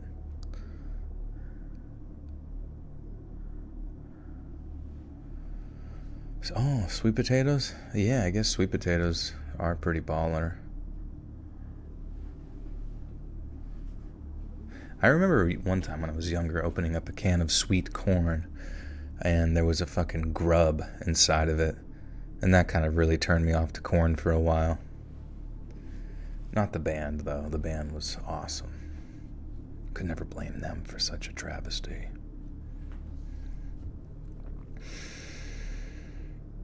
Too many carrots turn your skin orange. Interesting. It'd be so funny to see, like, Donald Trump, like, chewing a carrot. He's like, what's up, Doc? Dressed up like Bugs Bunny. I'm a recent subscriber from Germany, and this is a story that happened many years ago in my hometown. It's quite an old story, but it's something that you can most certainly verify via news stories because this was a very famous story in Germany at the time of its occurrence. And so a few houses down from me in the street where I grew up, there was this old guy who lived with his wife and dog in a big detached house. He was a bit of a shut-in, as you might say, and I never saw him talking to anyone, and the only reason you ever saw him leave his house was just to go walk his dog. We lived on the same street in peace for the longest time, and although he seemed very antisocial, everything appeared to be regular. Then one day, things started to go downhill. I started to go king of the hill.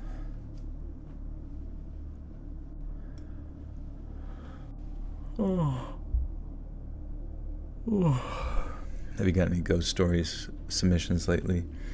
I have, and there was another person who reached out to me, I forget, about doing a collaboration. They have, like, ghost stories from Australia they wanted to do. That'd be kind of sweet. What do you think about having such a large audience? You affect us in a good way. Oh, I appreciate that, David. Yeah, it's something that I guess, like, the second the stream turns off, I just sort of, like, turn my brain off to it, you know what I mean? It's just one of those things where it's like, life is good right now, life might not be good later, you know? I might just go back to being a broke-ass motherfucker. Nah, I'm just kidding, but, you know. I don't know. I do hope to be good to people, you know, in the meantime, and be a good, a goody two shoes, big pile of poop, whatever. But I guess, yeah, you kind of have to, like, turn your brain off to it. Otherwise, it's just like, there's just too many people to comprehend all at one time, all the comments, all the thoughts, all the things and variables and concepts. It's just like, just make the content, do your thing, be you. And do I instantly tap out? I guess I don't instantly tap out per se, because in a lot of ways the comments that come after the stream gets loaded as a VOD is like the only comments that I, like, religiously go check. Like, I'll, after a day or two after the stream, I'll look at all the comments and see if any of them are, like, positive or negative, because something about the stream seems to hold a higher impact on my psyche, because it's, like, based on, like, my personality a little bit more so than, you know, just the narration. But I do appreciate that it's gotten to the point with the narration where it's just always good. I don't think I've seen, like, a single person say that my narration is bad, and I don't know how long, which I appreciate that. But honestly, I guess if they thought it was bad, they just wouldn't listen, you know? Do I keep up with K-pop scandals? Yeah, I'm part of them. Every single day. I've had sex with every K-pop star you can imagine. You think they're all goody two-shoes. No. Their socks stink. Andrew Batts with a 2 says, "Hey Joel, you the best. Can I have $100? If you need it, I guess." Oh wait, this is story 2, and I fucked up. Remember I said if I make a mistake, which was like after a paragraph, I got a gift. I gotta give you guys a gift. You guys ready for your gift? Here it is.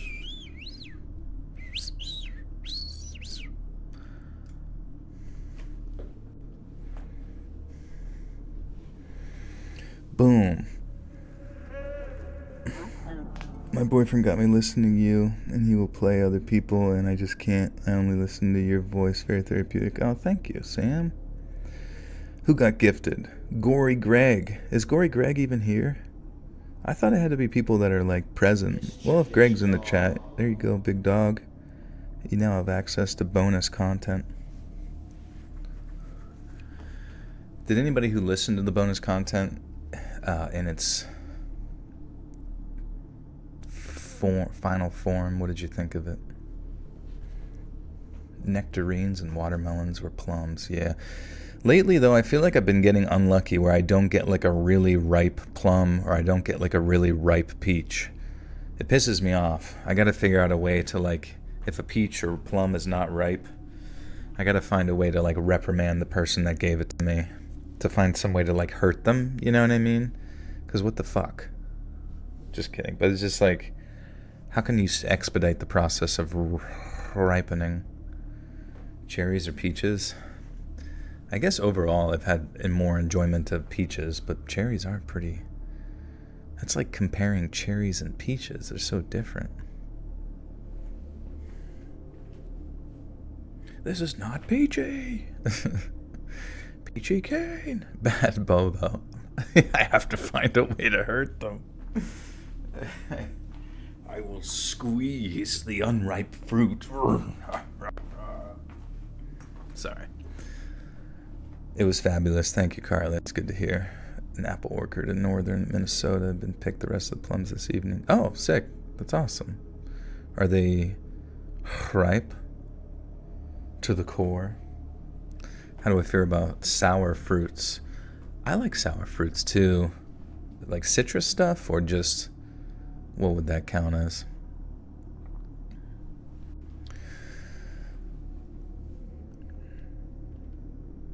Then one day, things started to go downhill. At some point, people started to notice how the car belonging to the man's wife was no longer in the driveway, and then later on, it was confirmed that she had divorced him and moved away. And this was only discovered because the lady's former work colleague... Damn. Frozen yogurt or ice cream?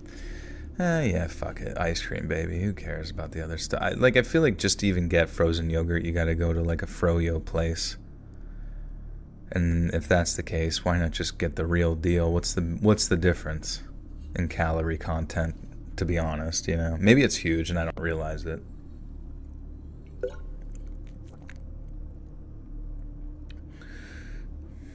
The heat really finished him up. Well, maybe that's it. You just gotta put an ripened peach in the microwave for a little bit, or the air fryer. My voice cracked like an adolescent. It may have. I'm going through quadruple puberty right now. My balls are dropping all the way to the floor. I love ice cream even though I'm a lactose. Yeah, I'm pretty not tolerable to lactose, but I don't give a shit. I'll be fucking having the diarrhea, baby. I don't care. I love ice cream.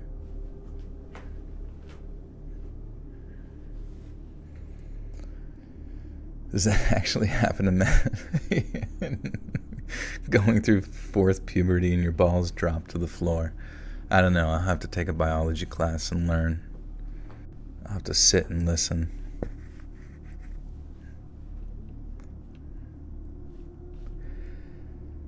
This was only discovered because the lady's former work colleague just so happened to have bumped into a neighbor, so it took 2 weeks for people to realize that she was gone for good. We were sad for him, but it is a fact of life that marriages do fall apart, and he seemed to be acting like his usual self, so no alarms were raised. One morning, sometime later, I left my house at the usual time to catch the school bus. Our street is relatively quiet.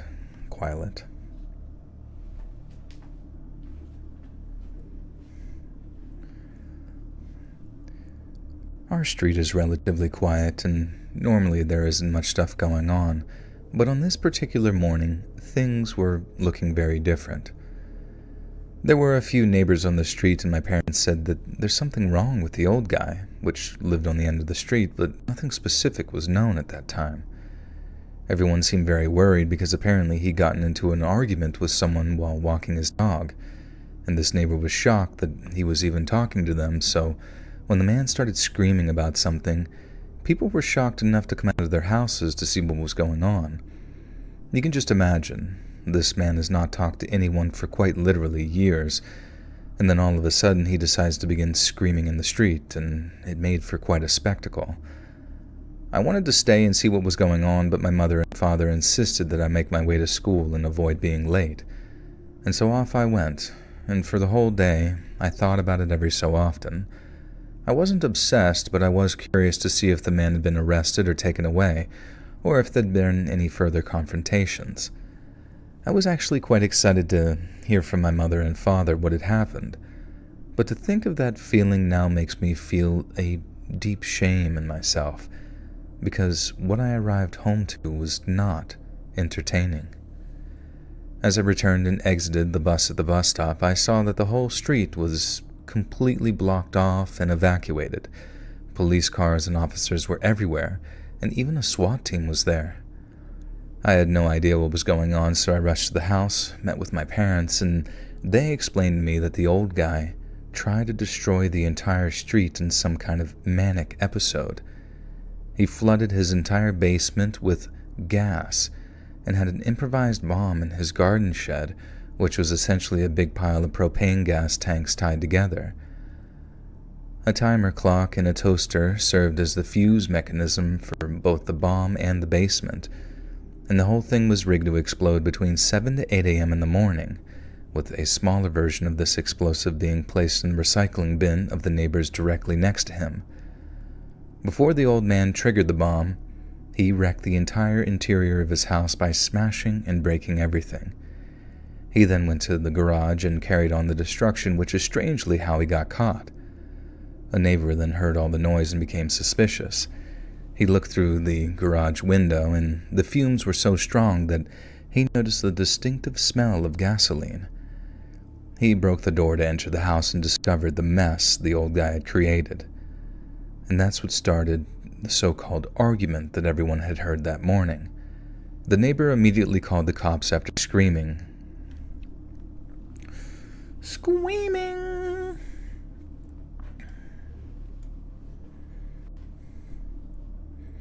I know, I'm just sitting here thinking like, okay, well, I guess I would be the neighbor. Did I hear that? What did you hear?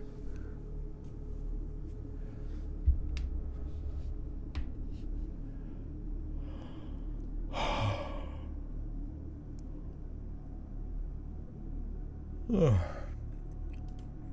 Oops. It is almost spooky season. We had to switch screens just to save Don's TV. It's recovering at Radio Shack. But it sounds like a lot of people have trouble with those OLD TVs. It's like, I don't know, people with like computer monitors, all that kind of stuff. Just like have things burnt into it forever. And I guess there are like things you can do on YouTube videos to like help fix it. I don't even know. You're going through hyperlexia withdrawals. Is it because you're started school or something and you can't read as much? Now you get to read your school manuals.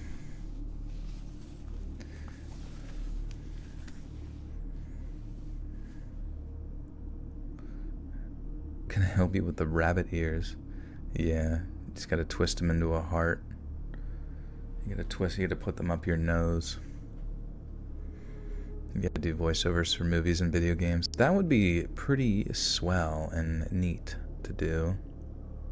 Yeah, I called Geek Squad for Dawn. I'm part of Geek Squad. We found your address. Let us in. Geek Squad, freeze!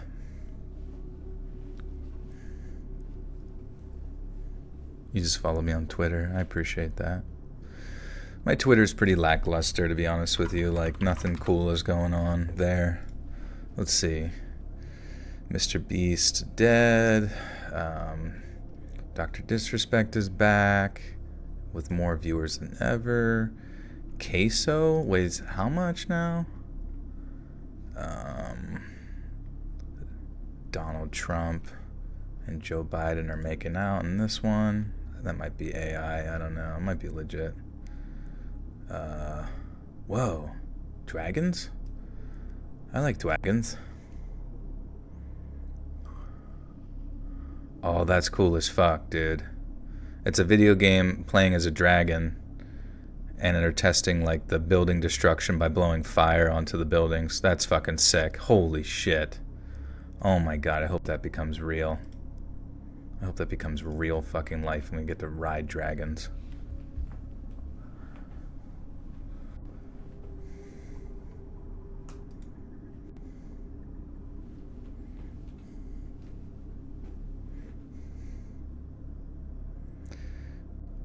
Why is the water glowing in the second? It might just be coming from my dilated asshole, just like constantly letting out gas and bubbles into the pool.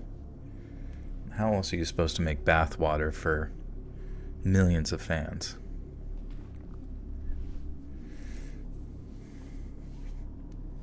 Dragons have invaded.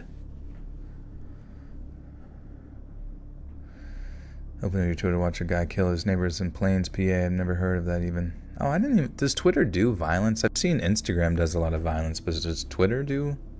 I thought Twitter just does porn or some, you know. Some of the freaky shit. While wearing a spacesuit. Not on the bottom.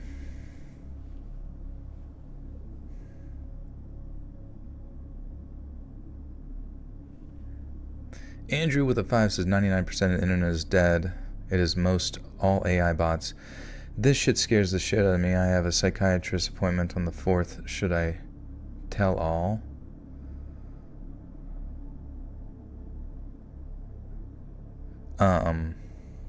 Like to the psychiatrist?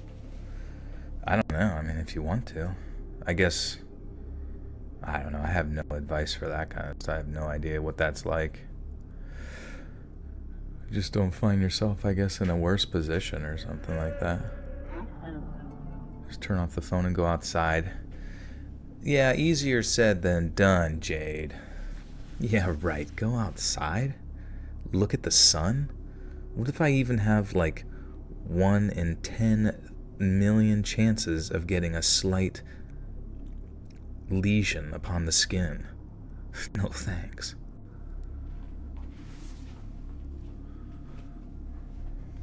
Touch grass? Are you serious?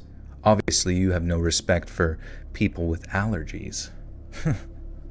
Fuck off. What if a fire ant crawled up my pee hole? You obviously haven't thought of all the variables. What would you feel if someone stole your voice to make an AI? Someone did recently, a creepypasta channel, and YouTube has a thing where you can like report their channel for privacy. It's like a privacy complaint, and that was, you know, I left a comment on their video saying please take all this down, and they ended up deleting it before YouTube even had a chance to really look at it. So that was kind of, you know, that was positive outcome either way. But it's good to know that YouTube has those safety measures, I guess, in there.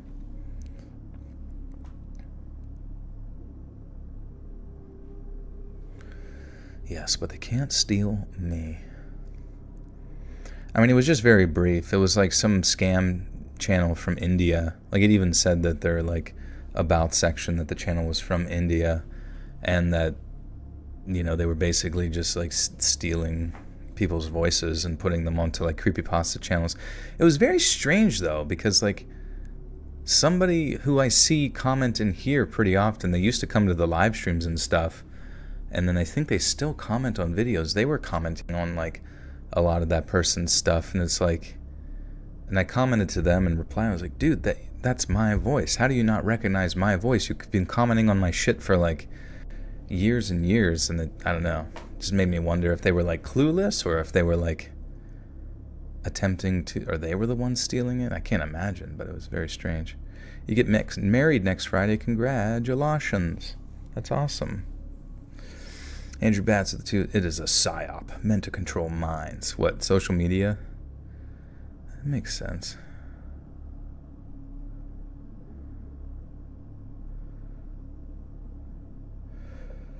I play horror games. I like them.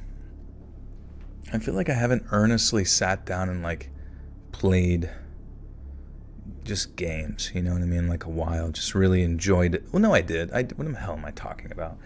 I enjoyed Animal Well. Animal Well was freaking awesome.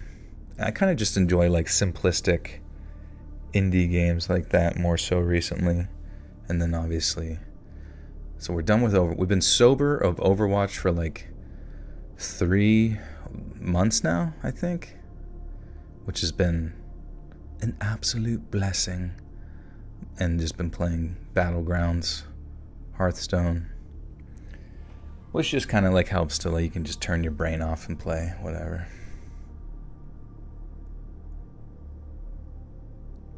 Stolen identities. Yeah, I thought about like AI stories, how that could like work or something. Make a gaming channel. Yeah, maybe.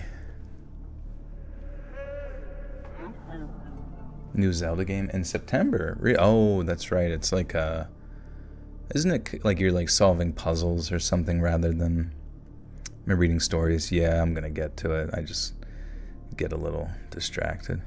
Heroes of the Storm. My friends play Heroes of the Storm. I don't really like MOBAs that much. That's why whenever like they were talking about Deadlock, I watched some gameplay at Deadlock. It looked fine, I guess, but like not that exciting. It just looked like your typical like shooter MOBA. Nothing really too, I don't know, maybe it works well and that's just what people want or whatever. And then there was that other game, Concord, which I felt so bad for because it was like they worked on that game for like 8 years and it has like 400 people playing it on Steam at once. And it's like, holy shit, dude. How do you fumble something like that? Like hundreds of millions of dollars and you just fuck it up that bad. I don't know how.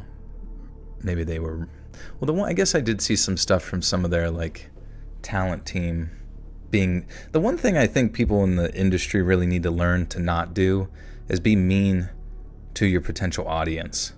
Like if I made a shit video, would it make sense for me that didn't get any views from you guys?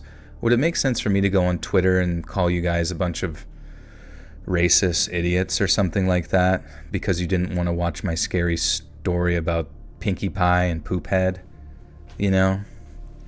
Which I think some of you guys might enjoy, but most people not so much. No, it wouldn't make any sense to go do that. But I just see so many like video game creators and like people in Hollywood that do that now where they just go and they're just mean to their audience, blaming them for not liking it or something. And I'm like, what the fuck are you talking about? Like you're supposed to make them like you. Like you're an actor, pretend to be likable. Like for Christ's sake. Like how embarrassing is that? You lose so much money by being a dipshit. I don't know.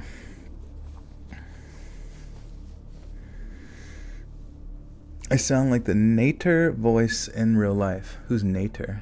How do your friends know?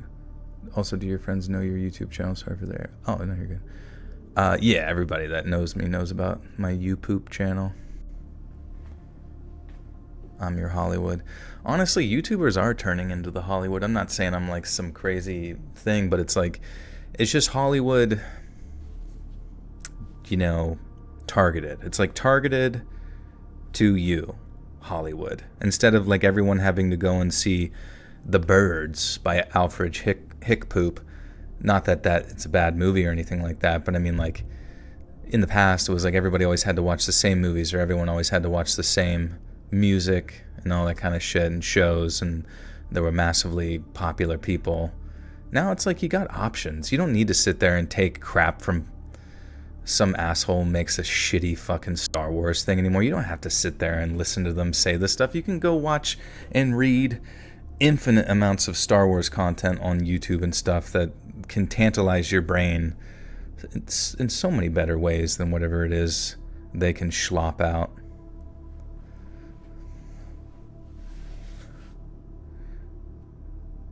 Am I going to read or not? I don't know. I don't know if I want to. Do you know what it's like to read? Sometimes I read these and like, they get kind of scary. And when these stories get scary, I get to piss in my fucking pants. Have you seen Terrifier? Yeah, Terrifier was fine. You know what I mean? Like, I don't know. You know, gore. Like, I don't really like the character of Art the Clown. He kind of pisses me off a little bit. And then just like this sort of rallying around the idea of like, oh, it's the best practical effects. And it's like, I feel like I've seen so many better practical effects in movies, you know, in the past. Even just like the creepiness of like claymation and stuff. I'm not saying like, oh, you know, Terrifier is bad or anything. Like, if you want to enjoy those movies, you definitely can. But it's not like some groundbreaking shit. But I mean, if they've done well, that's exciting. But I remember watching Terrifier and Terrifier 2 on like a random weekend where I had some free time, and I was like, why was it? You know, it kind of reminded me of like watching the old not Hills Have Eyes, but the fucking Leatherface movies, and just being also equally unimpressed with those. Favorite scary movie? I don't know. I genuinely don't know anymore. I used to say The Shining. I used to sit there and say The Witch, Hereditary, stuff like that, you know what I mean? The Grudge. Not The Grudge, The Ring. And those still definitely hit, you know what I mean? But anymore, I've come to the realization that, like, horror movies overall, compared to most movies, I feel like on the whole, on average, are just bad. Like, the chances that you get, the times that you get a Shining or The Ring or something like that, you get like fucking 50,000, you know, poopers.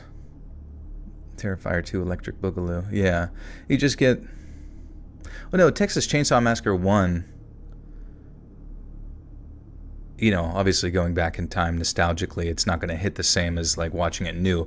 Hence why, like, whenever that one with Jessica Biel came out in theaters, that one definitely hit me. And especially when that one dude gets hit in the head with like a hammer and starts convulsing, that was very heavy. But I don't know if you've seen Texas Chainsaw Massacre 2. It's kind of interesting, actually, and reminds me a lot of, and I guess it is technically the inspiration for, what's the Dr. Satan movie? Dr. Satan! House of a Thousand Corpses. I don't know. Horror movies to me are just so, like, they're fun. It's an interesting thing. But they tend to just be, like, just so forgettable for the most part, and they always try to like end on some, you know, just predictable stuff. I don't even know how you make something scary anymore.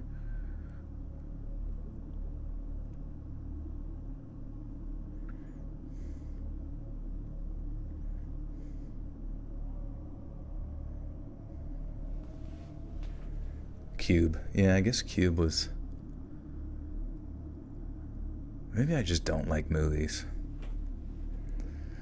It is kind of weird sometimes. Like, it's not like I'm a big reader or anything like that, even though my name is literally Let's Read. But like when I read books are cool because you can just like think of all the shit in your head.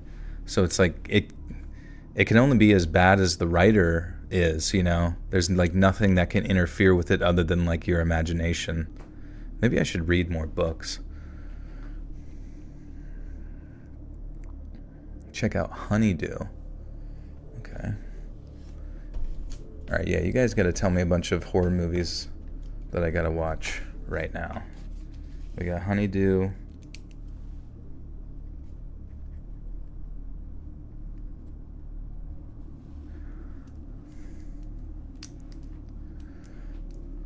A Serbian film. Oh yeah, I remember hearing about that. A Serbian film.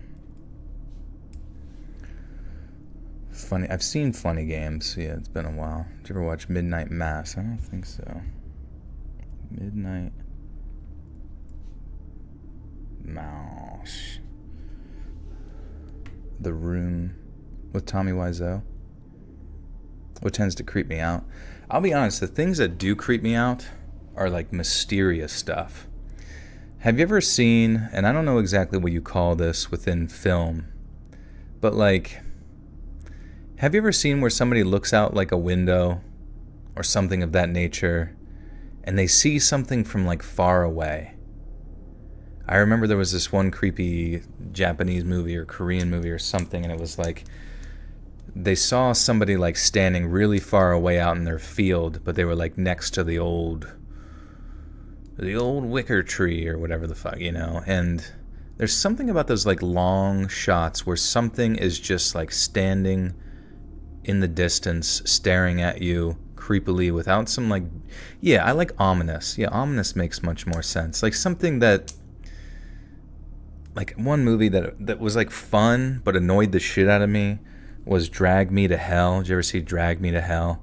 It's a scary movie, but it's one of those movies that you should watch if you want to desensitize yourself to jump scares, because the whole fucking thing is nonstop in your fucking face screaming vomit jump scares. Like it just does not, from the beginning to end, ever let up. Just something jumping out at you, and then eventually you're like, Jesus Christ, I get the fuck out of here.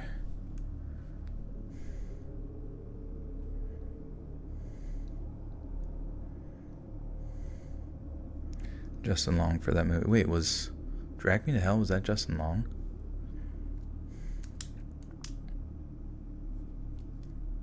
Stephen King novels. Honestly, I can't say that I've like made it too far into a novel. Read The Shining, not really that far, but made it pretty decently, like 1/4 of the way through The Shining, and I was just kind of like, oh my god, I don't care about like a newspaper, all the newspaper clippings he found in the in the radio room, you know what I mean, that goes into like explicit detail about everybody's history and, the price of milk in 1952, it's just like, holy shit. But the details that authors can give you is just so much more detailed than like a movie could ever do, and I think that is both cool and not so cool sometimes.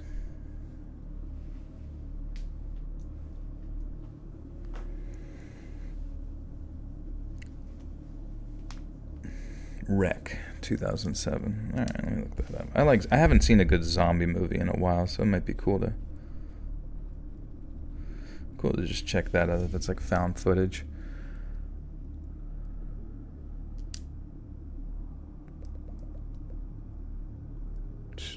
If you like ominous atmospheric horror combined with gore, you should also check out The Ritual, Martyrs. Okay. Ritual, Martyrs, Martyrs, and Where Evil Lurks.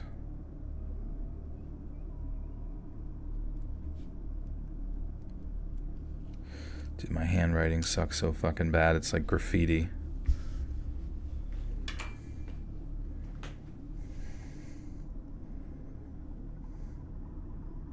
Do a movie live stream. I mean, we try to watch like some shorter scary ones, which usually works okay, but any ones that are like super, super popular. Yeah, I've seen The Witch. That was good. I like The Witch.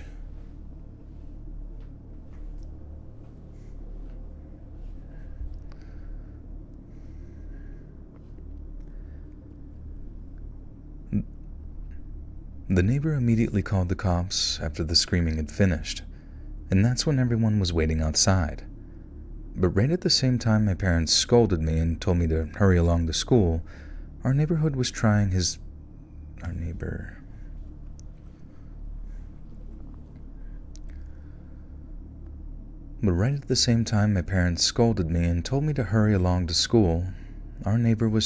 best to activate the explosive devices and blow us all to kingdom come, as they say.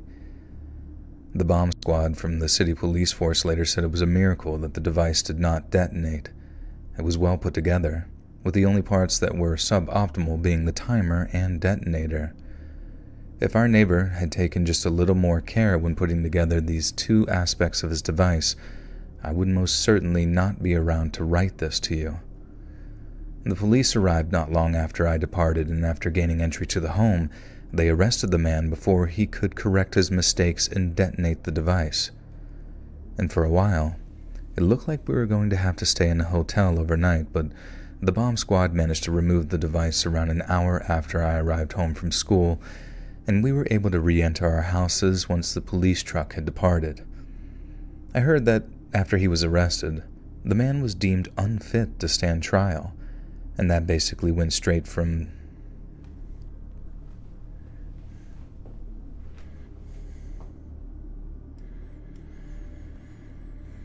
Train to Busan, but I completely forgot to mention this adding now. Hell yeah. Bombaclat. What them pen strokes look like. Pretty chicken scratchy.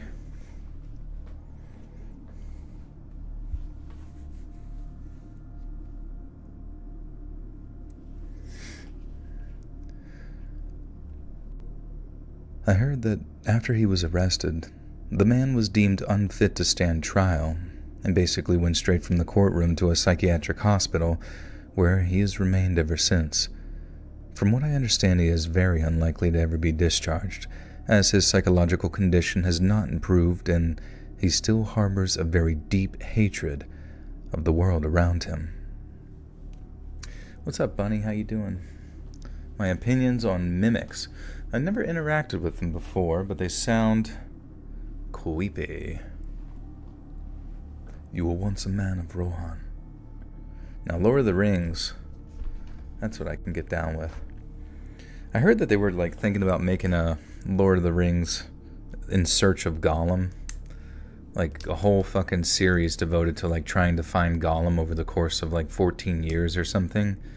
That sounds like a fucking terrible show. Now, granted, you could probably squeeze a bunch of shit in there, but based on how much they have like flopped with the power, the Rings of Power, like I cannot imagine that shit is going to be any good. I'm so fucking sick of like good IPs being just like donkey dicked on. Where's the good stuff? Why? Why keep hiring bad writers? Like what's the benefit? You're not making any money. Something's got to change eventually. Where's all the money come from? Like something just does not add up when it comes to that kind of stuff. The Clue book, yeah. The tabletop game. Is $40 a month good for a gym membership? Yeah, that sounds about normal. Let's check.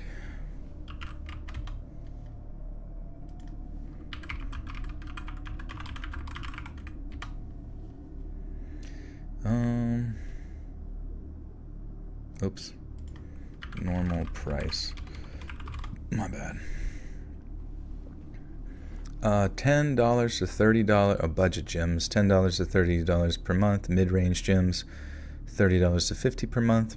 Premium can get much more expensive.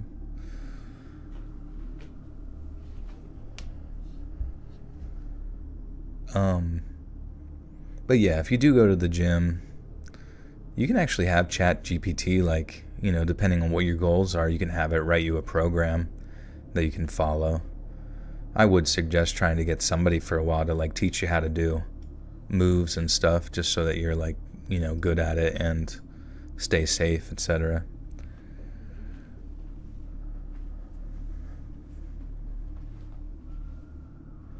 It's an all-women's gym up in 24 hours with trainers. Nice, that's awesome. Yeah, you can just like focus on your shit, you don't have to worry about, because I can imagine like if you're just trying to work out and you really don't want to interact with anyone, like being at the gym, like it is hard not to stare at girls. I mean, I'm not weird to anybody or anything like that, but everyone's wearing fucking yoga pants with their booties out, and I'm just like fucking drooling. I can't control it, all right? I can't control it. A gym membership and a boxing class in one. That's cool.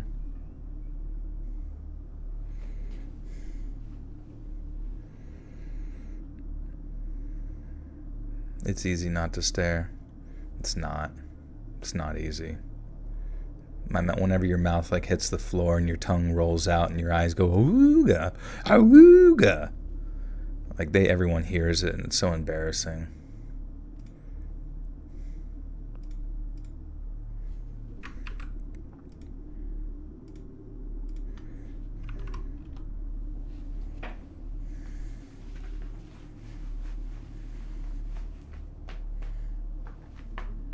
But I don't mean no harm by it. I really don't. I really don't mean no harm by it. I'm just a visual man. Just a visual man.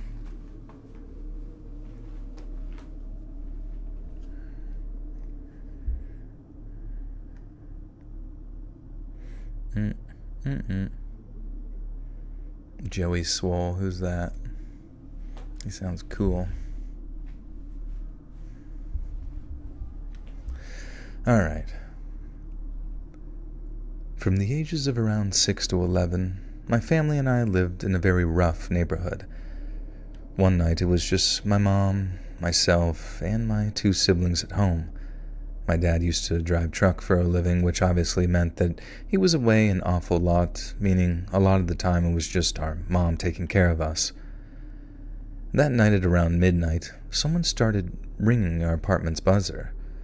My mom woke up and went to the little intercom to ask who it was, and no one answered. She thought that maybe it was some kids playing ding-dong ditch or something very juvenile like that, so instead of being scared, she was just annoyed, as she was back. Okay. I did mess that up, but so was the writing as far as... So instead of... She was just annoyed as she went. Okay. Are you guys ready for your gift? Everybody get ready. It's like me shooting a t-shirt into the audience. Here we go. Oh, fuck. Which button do I press? I just click stop stream. No more pastry or food prep. Hell yeah, dude. Gifting members. 1 membership. Boom. Boom, but also shakalaka. Jessica Nicole, welcome to the Buttersock Cult. You now get a free hot dog.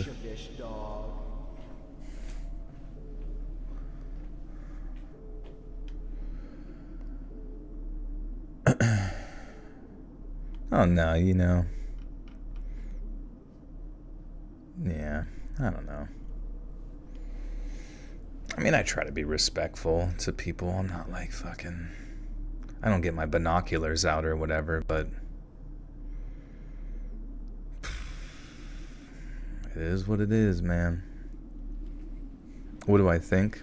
What do I think about what?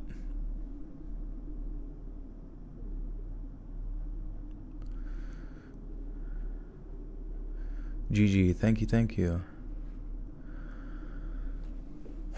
But it, you know, it doesn't compare to how many times people slap my butt in the gym. Did I pay the utilities? Wait, why? Is something happening?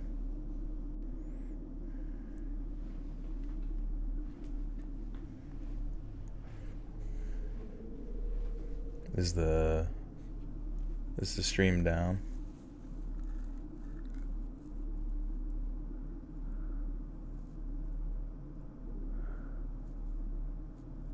Working out with Ronnie Coleman, that would be sick. I feel so bad for him, man. He like injured his back and then had to have like back surgery, and then like the surgery got all fucked up or something, and now he's just like, I don't know, just not in a good spot because he like fucked up his spine and shit.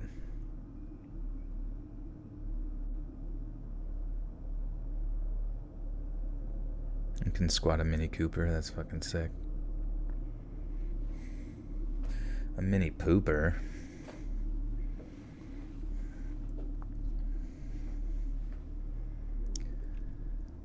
She thought that maybe it was some kids playing Ding Dong Ditch or something juvenile like that, so instead of being scared, she was just annoyed as she went back to bed.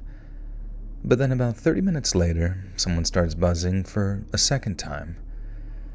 Mom gets up again and peers through the side window to see if she can spot anyone out there, but she can't see a single living soul, and that's when she started to freak out. She goes back to the room and grabs my dad's gun, and then sits in the living room in the dark just waiting for someone to try and break in. After God knows how long, there was another buzz. This time, Mom said she very calmly explained that if they carried on harassing us, she was going to call the cops, and if they tried to break in, she would shoot them. Again, there was no response, so she went back to the window to see if she could spot anyone, and that time, she did. She said that there were 3 guys out there, faces covered, all looking up at the window, all looking right at her. Mom said she rushed to call the cops, all the while me and my 2 siblings were asleep in our bedroom. No one tried to break in right away, but my mom had to wait for an hour for the cops to finally show up, and when they did, they buzzed our buzzer, causing her to freak out one more time, thinking that the masked men were outside again. Thankfully, it was the cops, and she invited them up to do a quick look around the outside of the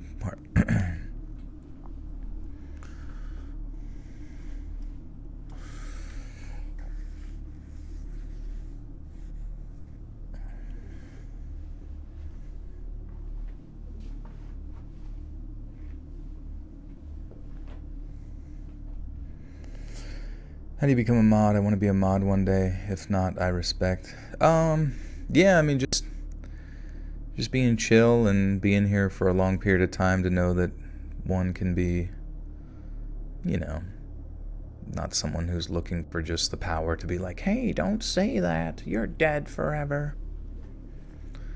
You don't want power. Power is not fun.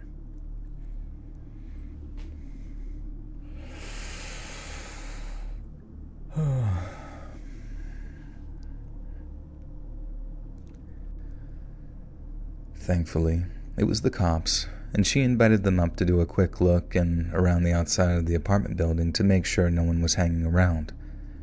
After their search, they tell my mom that they had found a piece of barbed wire about 4 feet long next to the front door and asked if it belonged to my mom. She said that it wasn't hers and asked why. The cop then told her that there was a chance that it belonged to whoever was knocking at the door. Mom asked if they thought the people were planning on using it, and although they assured her that there was no way of knowing that, she's convinced to this day that they were planning on torturing us. However, what the cops did confirm is that... Pretty scratching on the fucking sofa.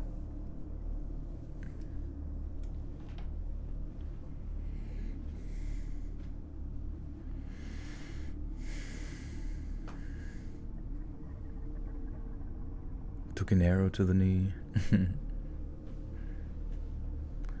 The banhammer calls me.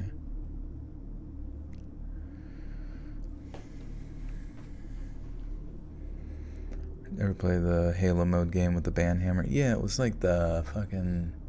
What was the monkey species that like had the big hammers and stuff? That game was fun. It was like you played soccer or something.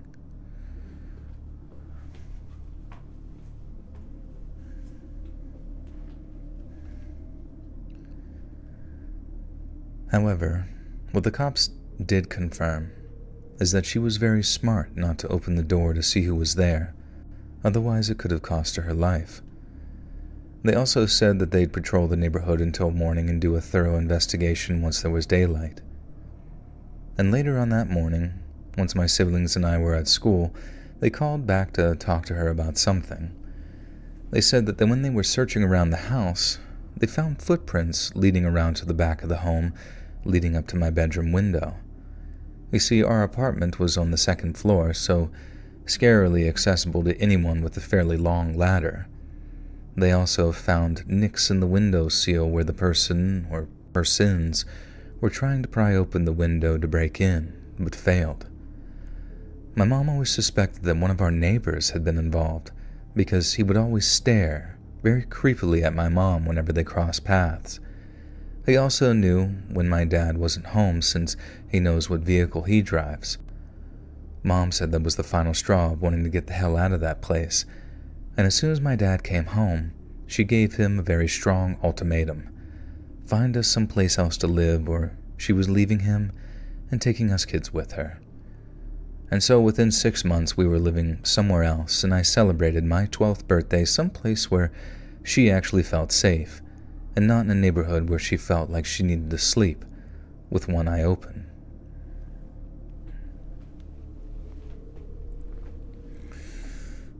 Watching the Chimp Crazy documentary series on Max is totally crazy. It makes you want to chimp out. It must feel so good as a chimp to just kind of like randomly choose a day when you're gonna like rip your owner's throat out, just out of nowhere. Just like, I got the zoomies, baby, and just fucking yank the larynx right out of their neck. And what's anybody gonna do? You know, they're not gonna yell at you. You're a monkey. You don't even speak English. Maybe you speak like Martian. And at that point, you get to just go, like, you can just leave. You know, you can go swing from tree to tree and grind on the vines, kind of like Sonic the Hedgehog adventures, and it's fucking sick. You're out of there, bro.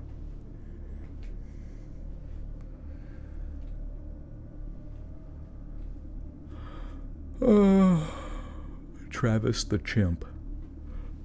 You're familiar with a chimp? Do we have any chimps in chat? Alright, this is story 4. I cannot make a mistake. I cannot make a mistake. If I make a mistake, I have to give to somebody a membership. Terrified of primates, as you should be, because they are not afraid of you.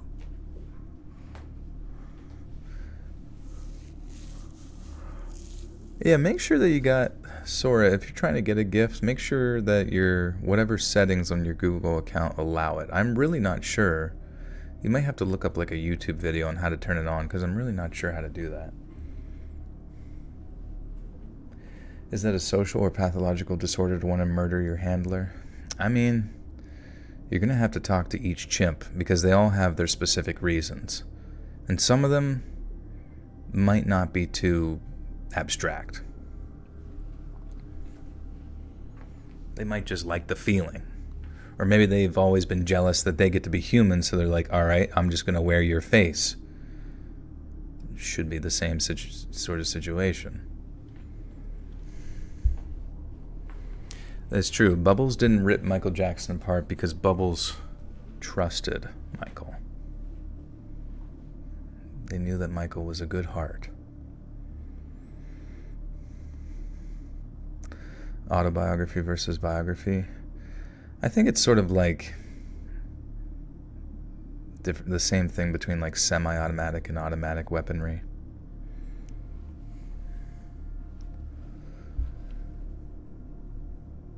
This account pertains to my current upstairs neighbor. He disappears for weeks at a time, and then will suddenly hear what sounds like a slaughterhouse happening at 11 p.m. on a weeknight, announcing that he's now home. There's been a lot of things that have happened, but the top 2 that pretty much sum up everything you need to know about just how creepy this guy is this. One day I was bringing up groceries and he offered to help.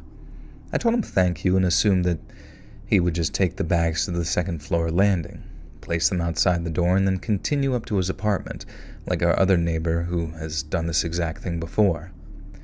No. He follows me back out to my car and then stands about 4 inches behind me as I lean into the trunk of my car to get the last 2 bags. He takes all of the bags and then walks up the stairs. As I finish saying... Shit. Well, that was fast.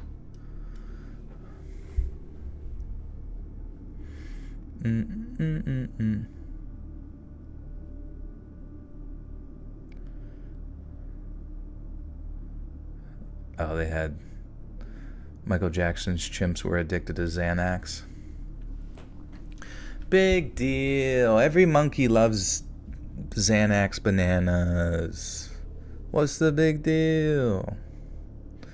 What murder? Going to the gym tomorrow? Heck yeah. I'm a fury. I'm furious. Alright, guys. I messed up. New story. New gifter. Get ready. Everyone ready?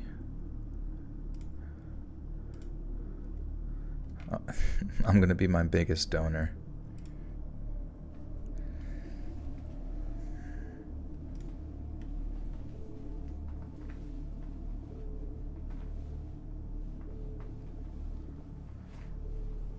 We got Mary Callan Weath.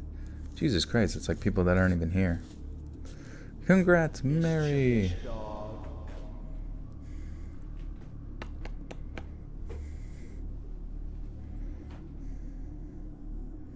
I wonder if you can gift one directly to people if you like click on their name or something. Doesn't appear to be. It seems like it's all random. Why not me? Oh, you're Joel too? Hell yeah. Dude. Wait. Oh my god, that's so funny. That's the picture that I submitted to famous birthdays to throw them off my trail.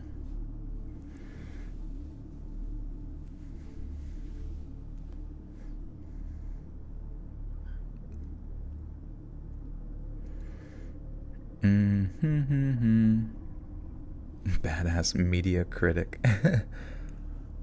No, I'm just deeply unsatisfied with horror movies. What the hell? Why do they suck? Hey, babes, Mariba. Thank you for the 5 gifters. 2. Chris Swan, Arnie Budd, Daniel Avila, Annie Junkel, and April. Thank you so much, babes.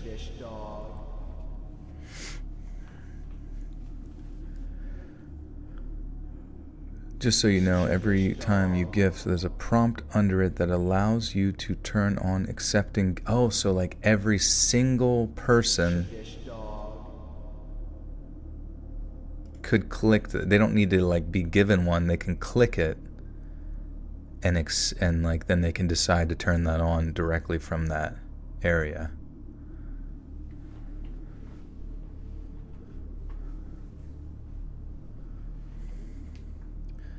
Joel, if you can guess what celebrity your profile picture is, actually, I will gift another 5.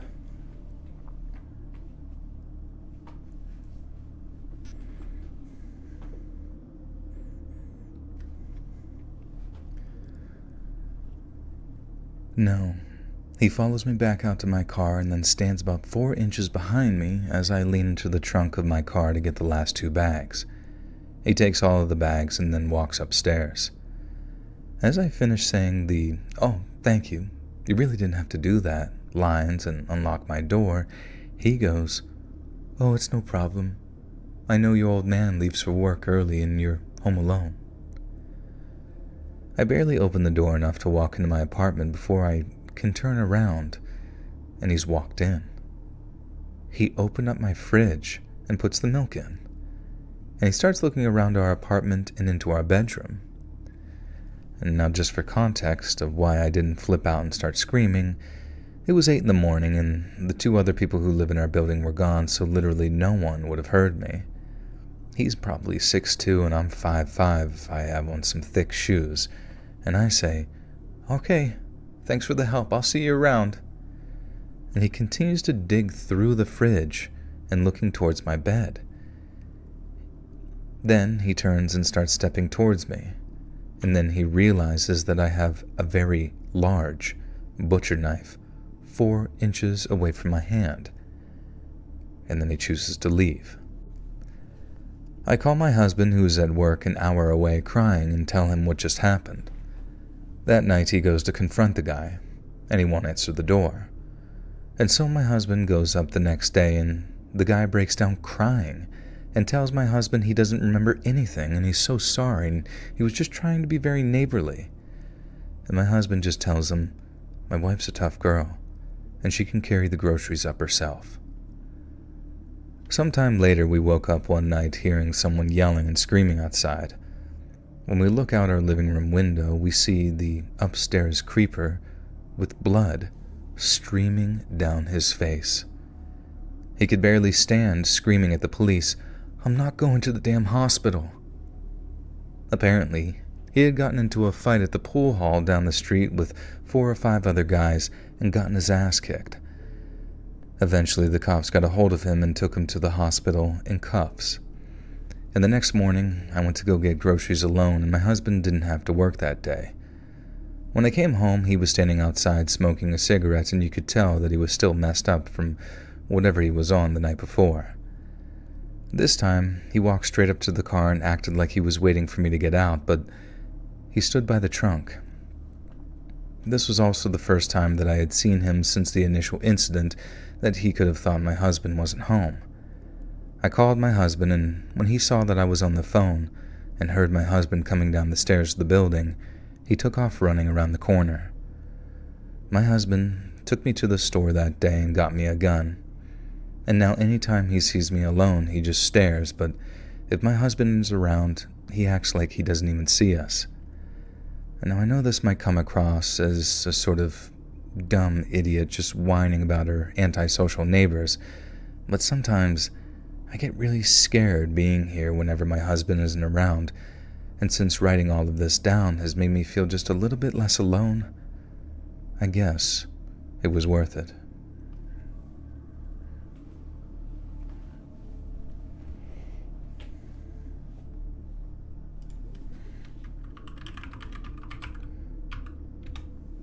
Damian Lewis, yeah, good guess. That was good. Now you guys get 5 gifters.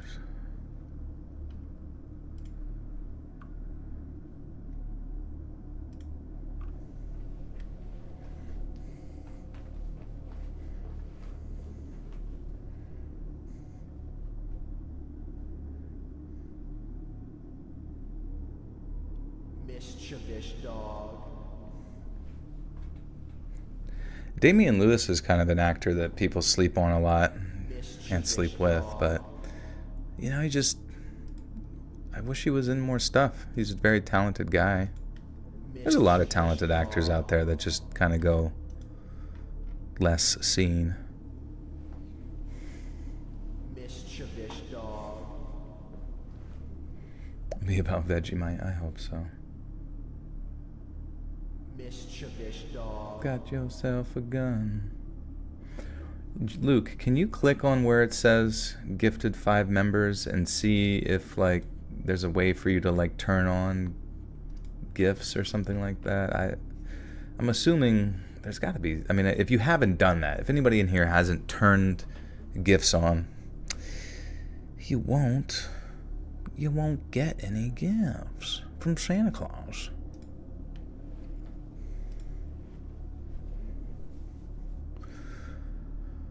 All right, story 5.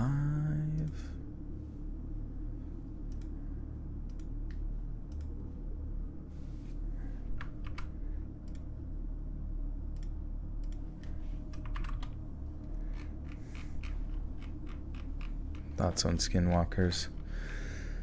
Don't have many thoughts on them, but I do know a lot more about 4 skinwalkers. And those must be removed at all costs.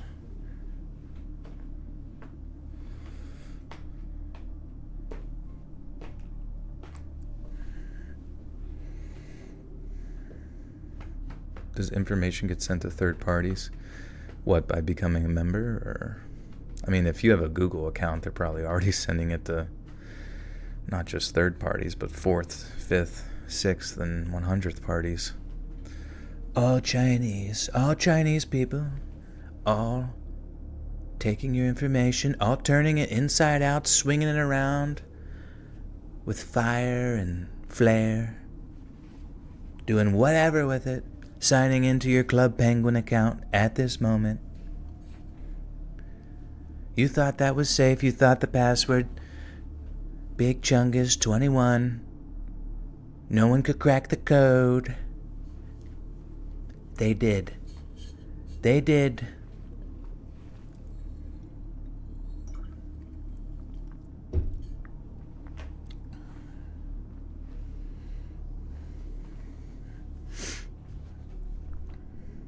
They found their way and they creeped in.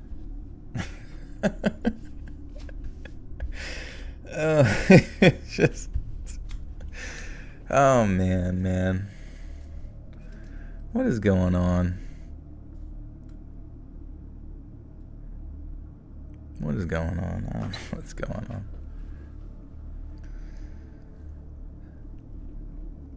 This is a real story that has absolutely traumatized me. Whoops. Andrea Strong, thank you for the 5. Alright, I made a mistake within the first second. Incoming gifter. Get ready. Get ready. Ready. Go.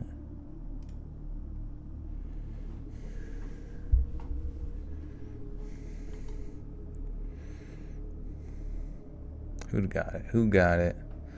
Who done got it? Andrew Strong, thank you for the 5. Again. Natalia Scalpel. Welcome. Any more paranormal stories soon? I hope so. You like the paranormal stuff?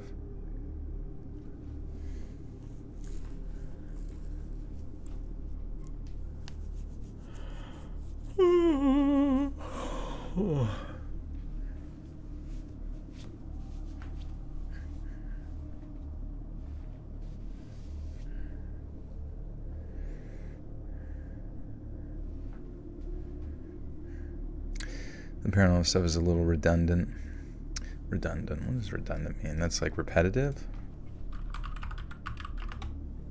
Because, like, I wouldn't necessarily be redundant. Oh, wait, whoops. I told ChatGPT redundant. I got confused. What's redundant mean? Something that is unnecessary because it's more than what is needed. Oh, like I don't know if it's more than what you need for ghost stories, though, in that context. I don't know if redundant necessarily works. I mean, if it's repetitive and you kind of like heard all the ghost stories already, and you're like, what else can you say other than I saw a spooky ghost? I guess the same could really kind of be said by, you know, I saw a creepy man who was creepy. Gold's gym membership is $200 a year. 200 divided by 12. Oh. Wait, really? 200 divided by 12 is 16. So $17 a month? Is Gold's Gym a good thing?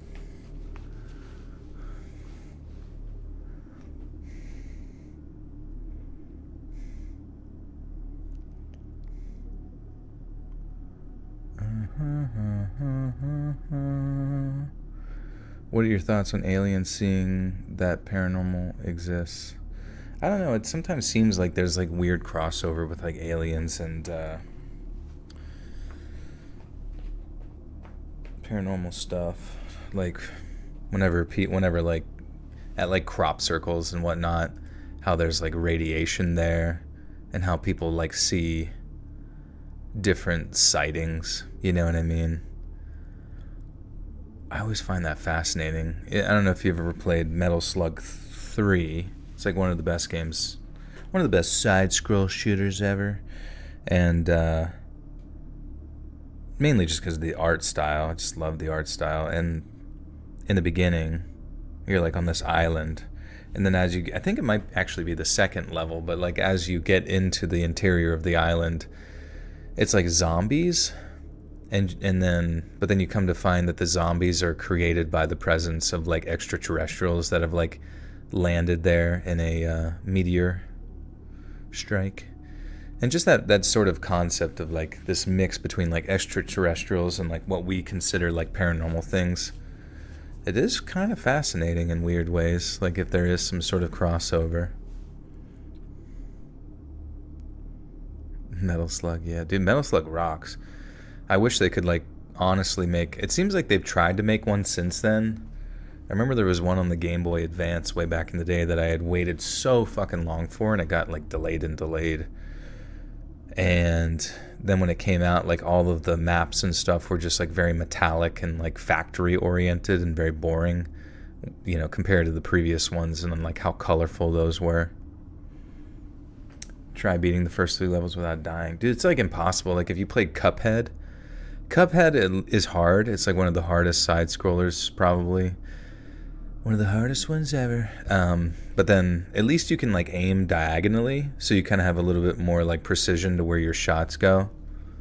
Oh, Jesus, it's a bit of a jump. Jesus Christ. All right.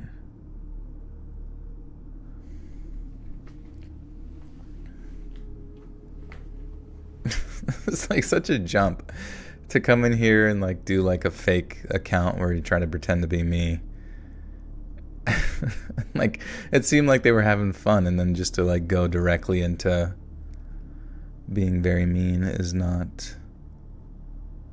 I guess some people just don't care if they live or die.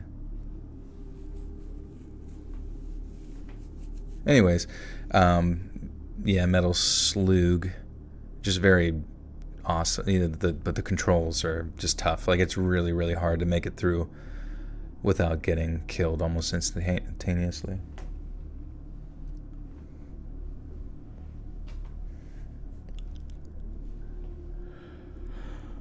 The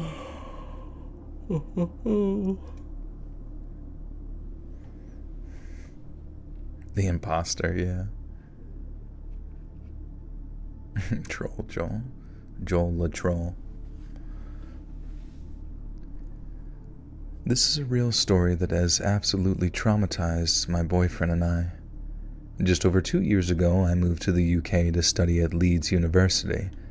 I always wanted to go there and get away from my parents, as the situation at home was beginning to become too toxic for me, and so moving away to study seemed like an ideal solution. During my first year at university, I moved into student accommodation and met some really nice people. It was a good year, one in which I met my boyfriend, and I greatly enjoyed my time away from my family and discovering what independence really meant. As second year came by, I decided with some friends to move into a house rented by student accommodations. It wasn't as nice as the university accommodations, but at least we had our own house and weren't restricted as much with noise, which meant that we could throw parties and all of that. I had a ground floor room, and my window gave into a very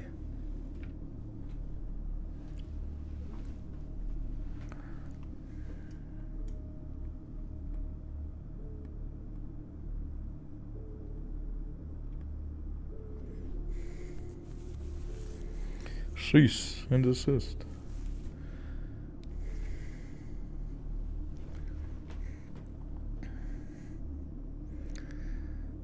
Why'd they say that for no reason? I don't know. I think maybe their goal was to come in and troll,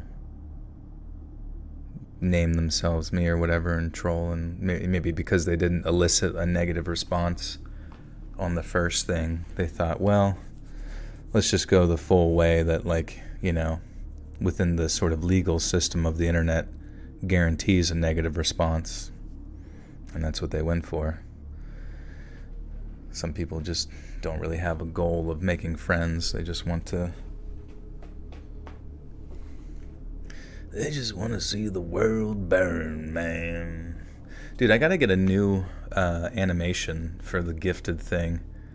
Let's wait. I guess we can move it over here.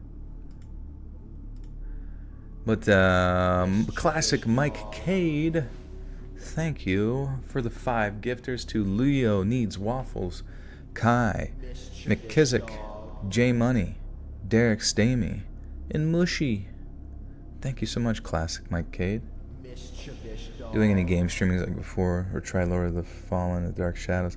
Actually, I have played Lords of the Fallen before. It's kind of like, yeah, Dark Souls, but I guess like a little bit heavier as far as movement. What up, Mike? How we doing? Random Fortnite animations, that'd be funny. My one friend really enjoys Fortnite. I try to watch him play, and it's definitely a very smooth game. I just don't care. You know what I mean? I just don't care. I don't care about anything, man. I just didn't, like, it's weird because I've gotten to the point where I just enjoy watching like other people play games at this point. I don't even want to be bothered with it. I just like the idea of it. I think making a game would be interesting. That would be a new and like sort of novel experience.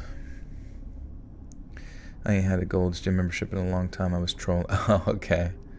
I mean, maybe it was like, I was going to say like $17 a month at a Gold's Gym, which is usually considered like a mid to higher end gym. I was like, wow, they must be struggling.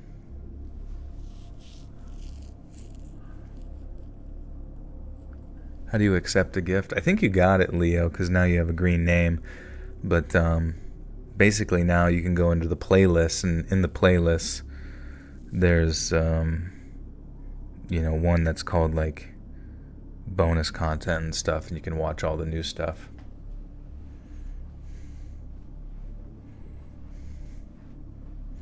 Live vicariously through gamers. Yeah, sometimes you gotta do it that way.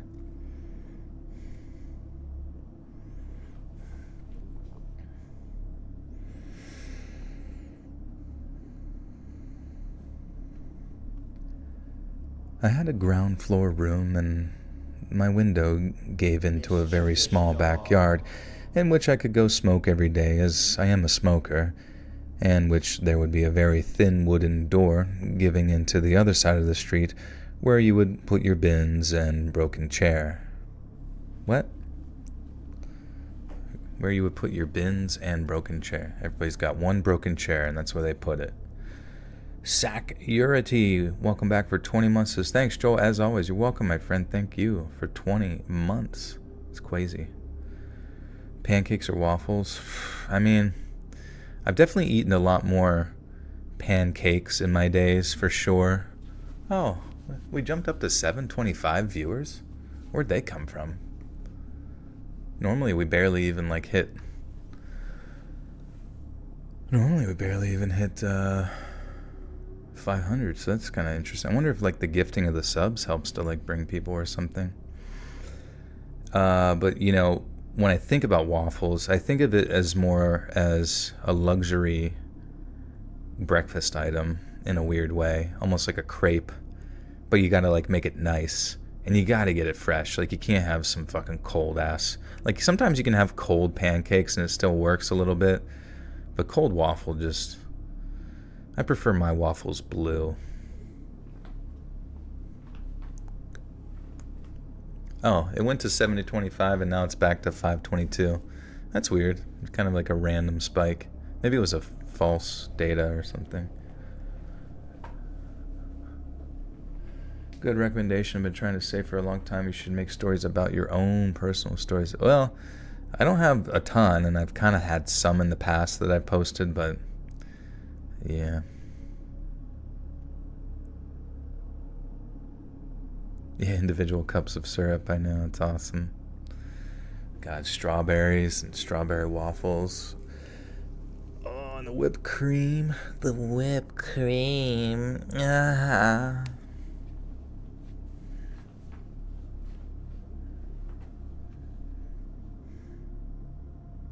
Hot take, Eggo waffles suck and never get warm all the way through. Right, yeah. Anything cooked at home from a box just does not pan out usually.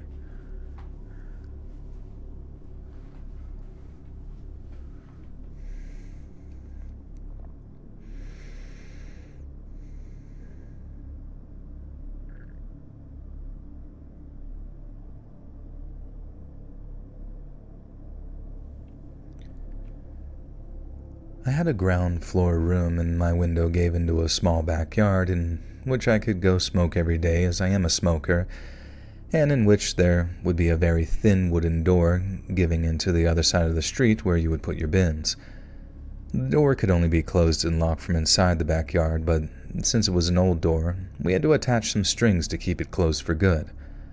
I had neighbors on each side of the house, so we were surrounded by families and some other student accommodations. The neighbors on the right of us were 5 boys who looked way over the age of being in university, and they seemed very strange, and at one point I happened to run into one of them outside of our house one day because of a police intervention. He said one of his flatmates attacked him, and the others with Andrew Batts with the 2 crispy waffles is awesome sandwich bread. That's true, I've had that. Like those just like really heavy breakfast sandwiches with waffle sandwich base. God, I remember having that at a breakfast place that eventually like went out of business during COVID because of all the COVID bullshit, and that was so sad. But I remember having like a very like high calorie dense waffle sandwich breakfast at this place, and oh, jeez.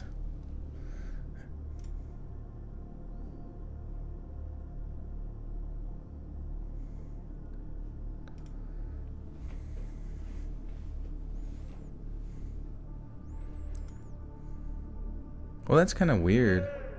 Oh man, that's not good. You put your Eggos in the microwave. Very soft, yeah. Classic Mike Cade with another 5er. Well, gifted one to himself. That was sweet. And Mike V, Donella, Gooch, and Ella Graham. Welcome, welcome. Thank you, Mike. Really appreciate you. And Brittany Grace, thank you for the 2.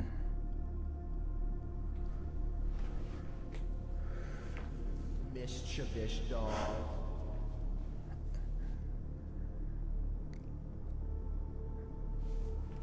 Mischievous dog. He said one of his flatmates attacked him and the others with a kitchen knife, and afterwards had tried to burn the kitchen down. I heard some screams, and so I went outside with my flatmates and saw one of them. He was covered in blood and cuts, with many on his arm, and a wound on his head inflicted by the kitchen knife. My flatmates and I didn't know what to do, so we offered him our help to clean himself up, and then gave him an old t-shirt to change out of his bloody clothes. We then saw the guy who hurt his flatmates.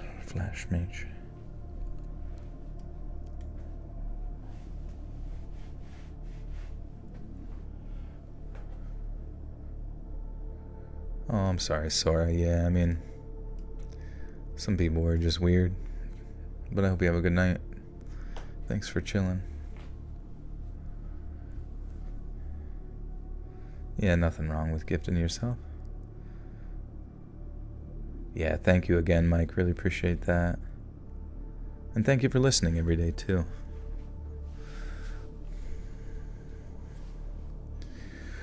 Oh, does anyone listen to Wendigoon, the YouTube channel? I saw something, I think he posted on his channel, maybe it was on a separate channel. He was starting his own sort of media company, similar to like what Mr. Ballin did as well, like sort of like podcast style representation or something. I don't know if it's like an MC, I don't think it's an MCN presumably, but I wasn't sure. Wendigoon, was that on his? Oh, it's on his main channel, yeah. I own a YouTube talent agency. Huh. Let's see, let's read what it says. Reese's Cups ad in the background. I like Reese's, we're good there. About. Many agencies say we put creators first, but so few know what that actually means. We understand the pressures to never take a break, the time-consuming negotiations and work on content production, the amount of blah, blah, blah. We know creators because we're built by creators. This is Man of Talent. Oh, that's funny. We got Moist Critical, Jibby ASMR. This guy? Who's that? I don't recognize him. Andrew Tate, I guess. I don't know. And then, Wendigoon. He's a part owner of Mana, he said in this video. Right, yeah. I just wasn't sure, like, our brand partners, Monster Energy. Yeah, I'm sorry. I'm just trying to like wrap my head around like, is it just like you join and then they find you ads or something like that and like network? Oh, there's George. George is a part. I guess I could ask him about it. Interesting. And do they just like kind of do crossovers with each other or whatever? Oh, there's the founders, the old gods.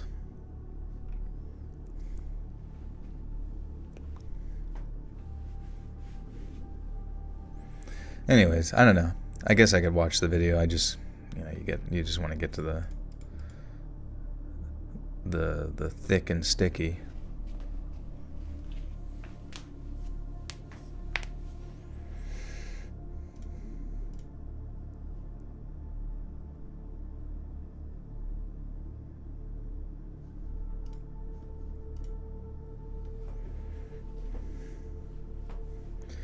Yeah, I don't know. I mean,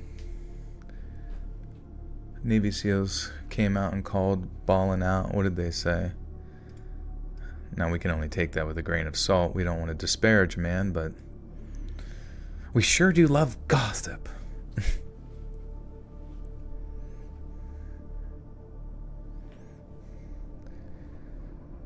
We then saw the guy who hurt his flatmates being escorted out by police and into a van, presumably after being arrested for attacking his flatmates.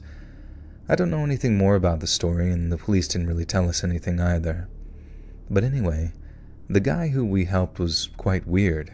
He said a lot of BS and kept trying to flirt with me, but I didn't really care in the moment, as we just wanted to make sure that he was okay, because seeing him in such a sorry state was very shocking.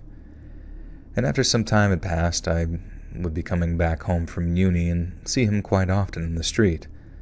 I never said a word to him, but he'd always be looking at me. One day, he came up to me in the street while I went to the corner shop and started talking to me weirdly, in such a way that I really didn't feel comfortable. I told him I was too busy to talk to him in the street, and he replied, "Oh, that's okay. I'll just wait for you at the front of the house then. We can get to know each other better when you come back." And needless to say, I was exceptionally creeped out by this. I bought my drink at the shop and headed back to my street, and as I turned onto the street where my house was, I saw him with his flatmate sitting on my doorstep, waiting for me. And I panicked. I went back next to the corner shop and called my only guy flatmate to ask him to open the door and tell those guys to go away. But Sod's law applied in this case, as the English might say, and not only was he not home when he answered my call, but no one else was either. I literally waited for an hour walking up and down the high street before I went back to check if the coast was clear. And then when I saw that it was, I sprinted back home and locked the front door.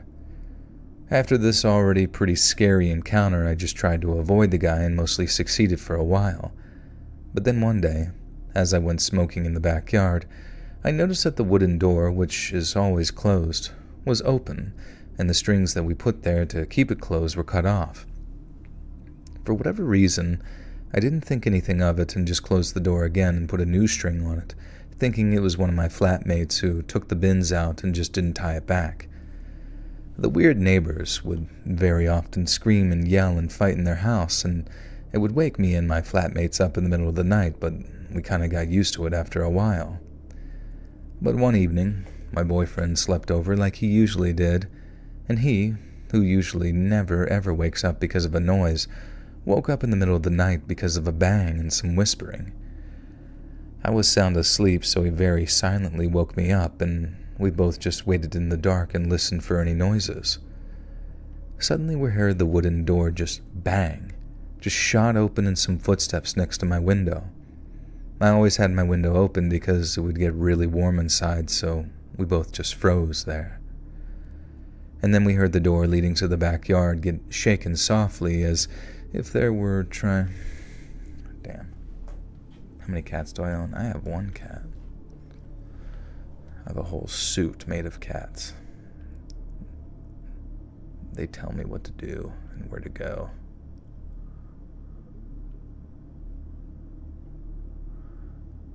I can get you acting lessons from Carl Weathers, only $15. Appreciate that. Carl just wants to make a stew.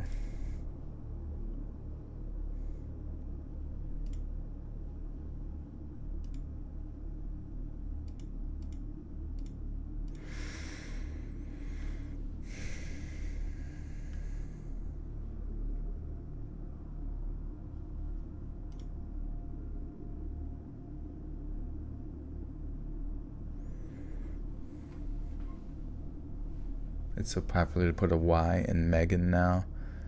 But you don't understand why. Interesting. I've seen like MEGA, what is it? MEGAN, MEGHAN, Meghan. But I've never seen MEGYN, Megan, Megain.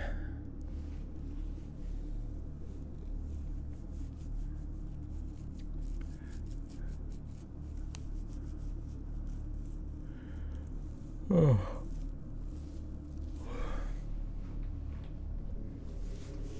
Also, yeah, someone mentioning about like Navy SEALs calling out Ballin. Like, dude, I feel like Navy SEALs, all they do is call each other out. It seems like there's no, like, I've seen that happen a lot within like the Navy SEAL ranks or whatever, where they are so mean to each other, you know, which I grant, I get it. Like, they're the most like hardened, battle worn folks on the planet or whatever the fuck. But it's like, you think they would have some degree of like just like innate code with one another to like not step on each other's toes pertaining to things. You can't handle it anymore. I thought you already left, buddy. You're still struggling. You're still not handling it. They also call out real SEALs too. The ones in the deep sea. Mick Goofball, what's up?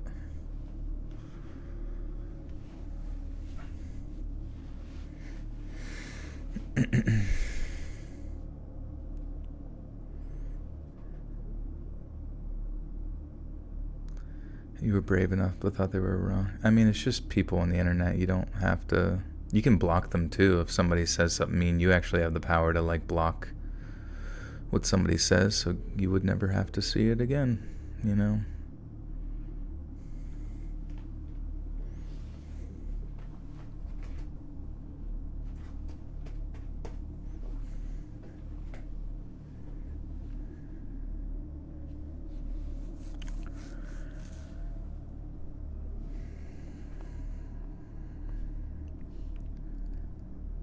And then we heard the door leading to the backyard get shaken softly as if they were trying to get inside, and then they stopped.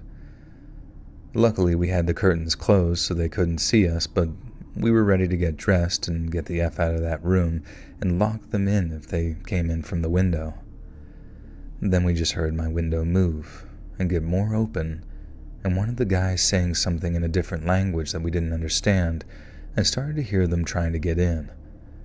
My boyfriend and I just shot up out of bed, took my phone and put clothes on, and ran out of the room and out of the house.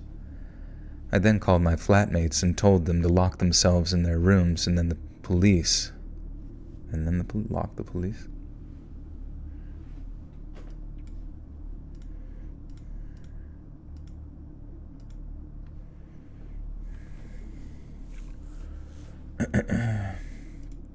I'm nervous about my interview today. I had many interviews before, but never like mine today. Interesting. What happened? They just grill you on a bunch of questions. Yeah, we wanted to see your digital footprint. Hey, Audrey, what's going on? How goes it?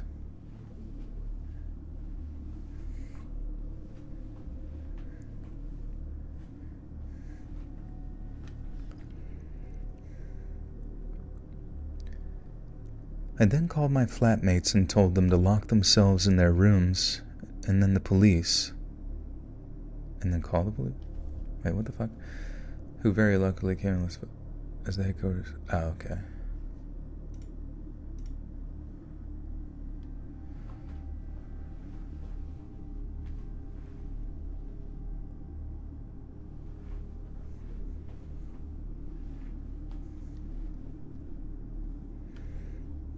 I don't understand the sentence. I then called my flatmates and told them to lock themselves in their rooms, and then the police, who very luckily came in less than 5 minutes, as the headquarters were a couple of... I feel like we're missing, like, another part of that sentence. Told them to lock themselves in their rooms.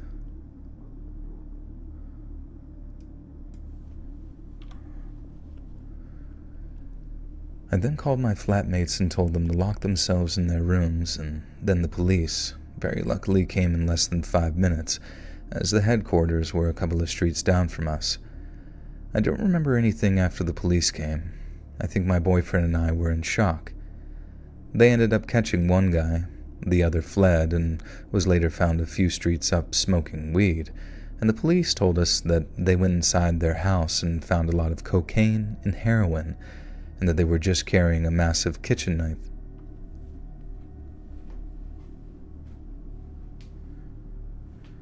What Pradeep does all day. All Pradeep does is just like rotate from one spot to the next. One laying spot, one other laying spot, one spot by the window, back to the bed, over to the food bowl, the water dish, and then he shits in his box, and then he lays somewhere else. Feel bad for him, there's not much to do.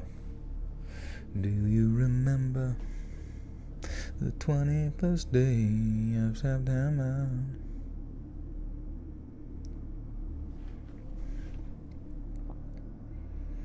What's up, Lauren? I burped.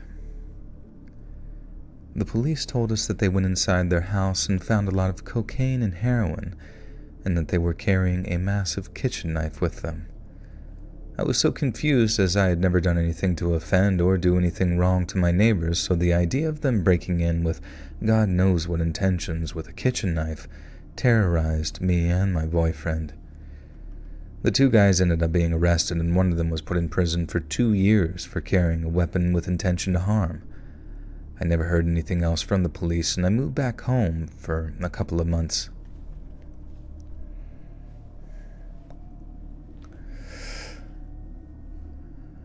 I never heard anything else from the police, and I moved back home a few months later as I was so scared, and it tormented me for months on end, not knowing what would have happened if my boyfriend didn't wake up.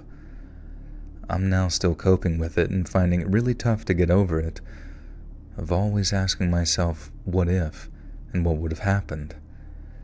I now very often wake up because of the slightest noise and get horrible nightmares because of it. But hey, at least I'm still with my boyfriend and we often talk about it, which does help me a lot.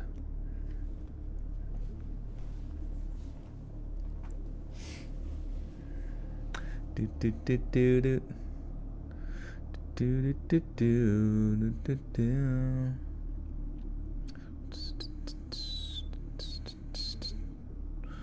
Been consuming illegal photons on cable, yeah. Oh, I don't even know.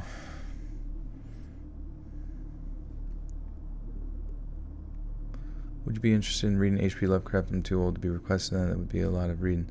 I do have some H.P. Lovecraft on the channel, but I think some of it I may have taken off due to like copyright.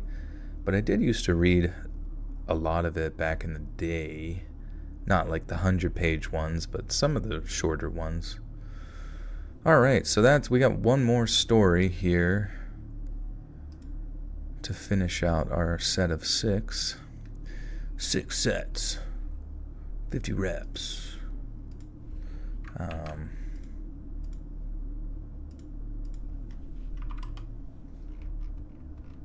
So I will take my magnesium and BRB, okay? Alright. See you in a bit.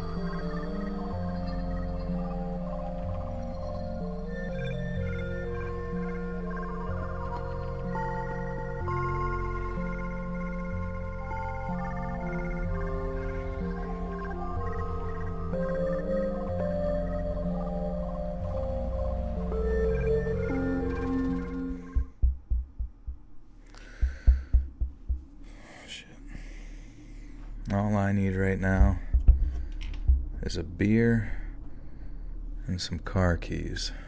And I'm fucking good. What's up, Zaza? What's up, Eric?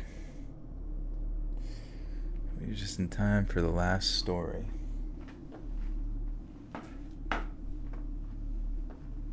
And a blue waffle, yeah.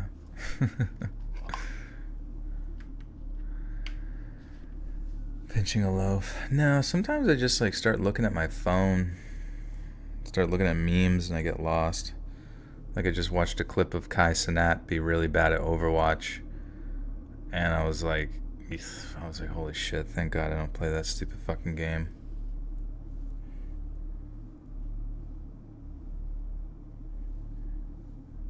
Stoner guy. I don't smoke weed. I did on my birthday in June, but what is Overwatch? It's just a shitty video game where you have to rely on freaking idiots to fucking get anything done. Isn't it weird? Why did all these like random hero shooters come out of nowhere? You got fucking... So you already had Overwatch 2, right? And that's been like the dominant hero shooter for a long time besides like TF2. Hey Colin, welcome back for 58 months, almost 5 years. That is crazy. That's 60 months. That's insane. I wonder if there's like another emoji we can get. That's crazy. Thank you. And then there was, Marvel Rivals. And then this Deadlock game from Valve. And then that, what's the other one called? Orchid? Concord. Can't even remember the fucking name.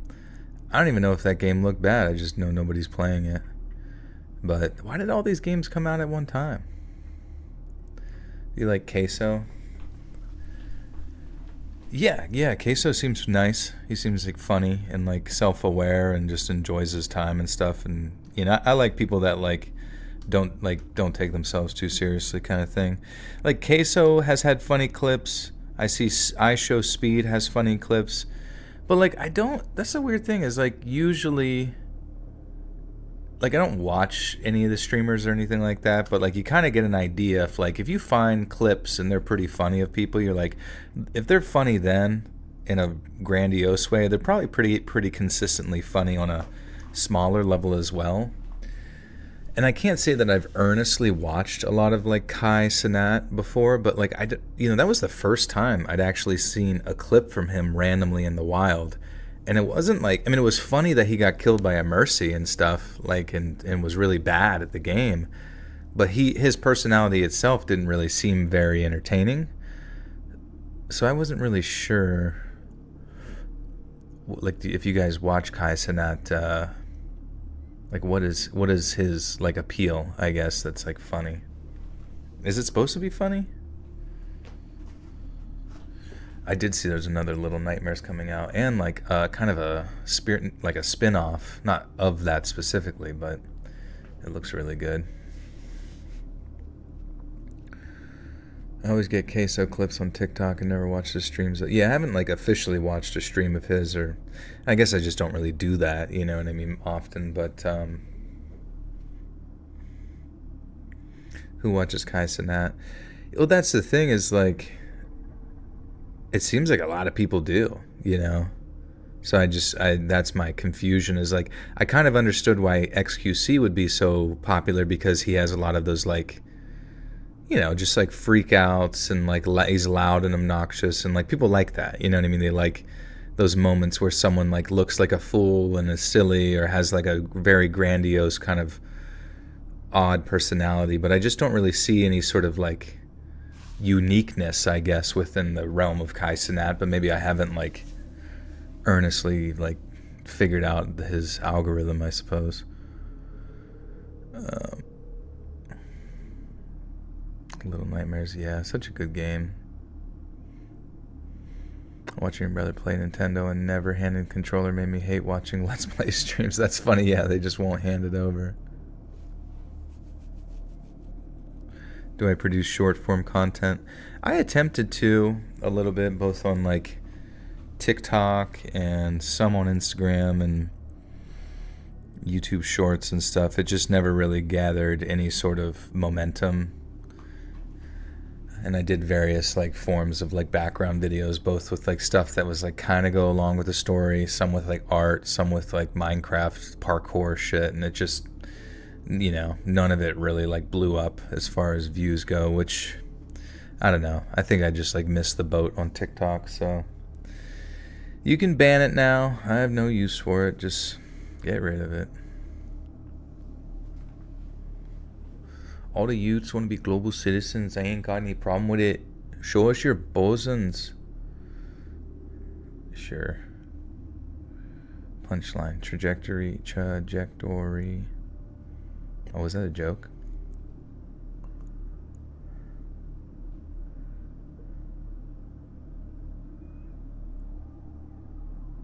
All right. Nobody knows Kai Cenat. Nobody watches Kai. All right, that's fine. I don't know. I was just more curious, like your guys' take on, because I just, there's whenever someone's like super popular, I'm always just like curious, like why, like what is the, like usually I can like do a pretty good like read on someone out the gate. I'm like, okay, that makes sense within the realm of entertainment.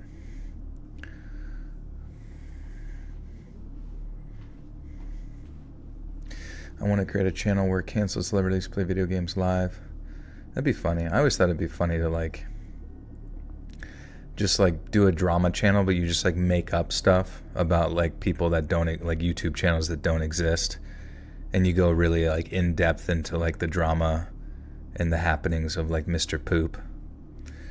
Markiplier, Dashy, Queso, Good Mythical Morning, Evan, and Caitlin are my go-to YouTubers besides the creepy bedtime stories. Joy, my favorite narrative, but there are a couple others that are decent. Yeah, I appreciate that. Yeah, I was thinking about Good Mythical Morning the other day, where I was like, damn, they're still around, and not that they shouldn't be. They certainly should be, but it's just like, whenever there are people that still are making stuff, you tend to come across like clips of them or whatever, or see something, but I never stumble across like a Good Mythical Morning clip or whatever. But I guess if they're doing their thing and there's an audience for it, that's awesome. Go watch The Walking Dead. I haven't since like season 2.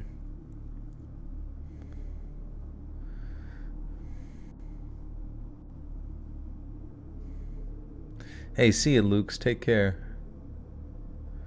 You'd love to do my short form. I mean, I had people doing it and like trying it, I just... If you have an example, maybe you could send me like a test run video of it, and if it like really strikes me as something that would be worth investing in again. I just like tried it for like a solid year, and the shorts just did nothing on all platforms. I don't know, but thankfully the long form is doing something.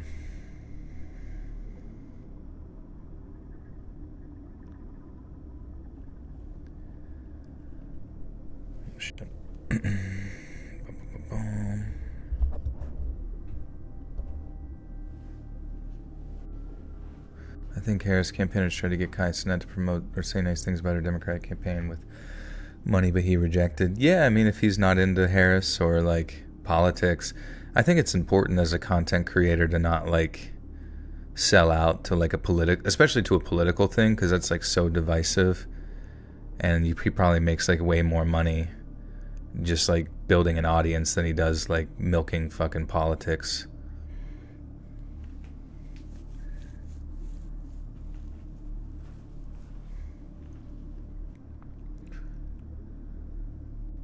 So this has been a few years since this happened, but to this day I feel almost sick thinking about that night.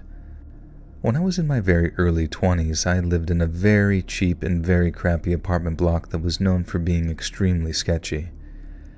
There was this neighbor that always seemed to be listening to James Brown and Motown, so even though he seemed a bit off, I thought, how could he be that weird if he's just chilling to some old school music? I'd heard him blast his music and have louder conversations, but then again, we both had studio apartments that were touching, so I would just play music to not hear him so loudly. Now one night, he was drinking a lot and had his girlfriend around. You could hear him being belligerent, but nothing that seemed out of the ordinary for him, I suppose. It wasn't too late, so I'm headed out for the night with some friends while my boyfriend stayed in.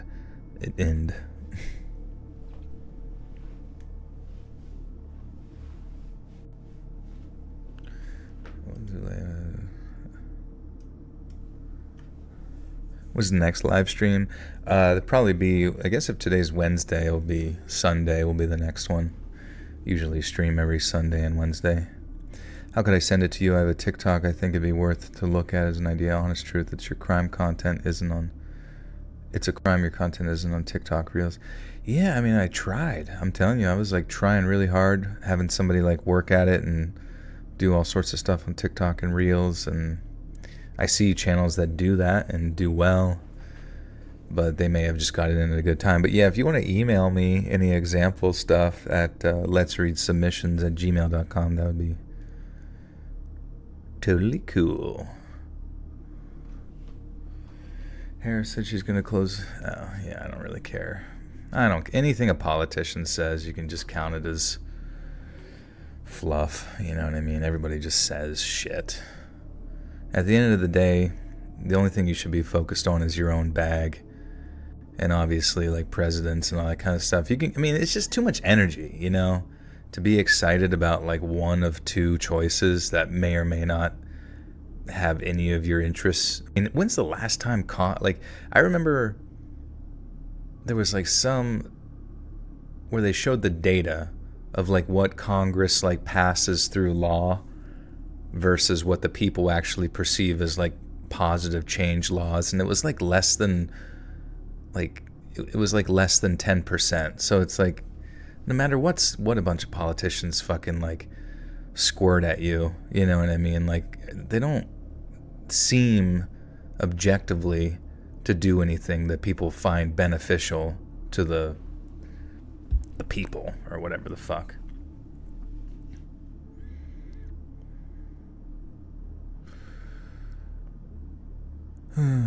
Kai Sinat's only funny moment is Bombaclot and then falling off his chair. Yeah, I mean, he's got a huge audience, though. I hadn't seen the funny, I'm waiting for the funny and I just don't see it. Not to knock him, though. He seems like a whatever. I don't know. He seems like a guy.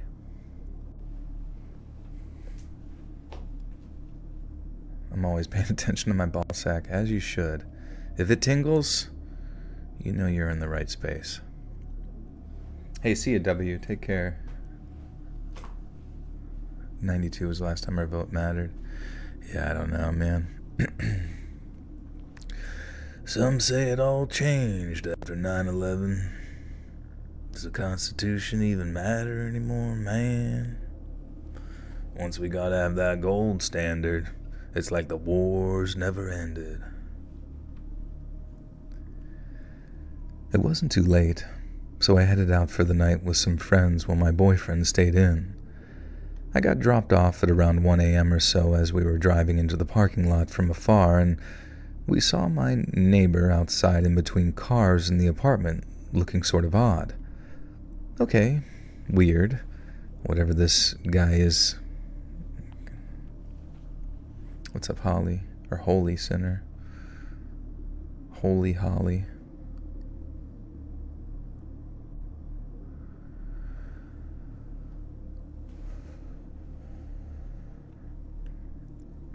At this point, my friends were more weirded out than I was. Oh wait, I jumped ahead.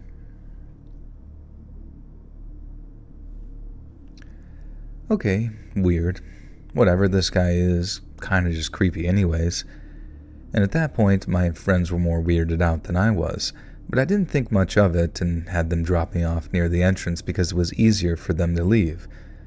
And that was until they drove away and I walked up to go into my apartment, which I had to pass him first. I swear my heart dropped because he was standing still by then with his body hidden by the bush that is between our apartments, like the funny Simpsons meme, but actually not funny whatsoever because as I approached, it seemed like he thought maybe I didn't see him because it was so dark out and he was still as a statue. I waved and mumbled hi because I freaking see you.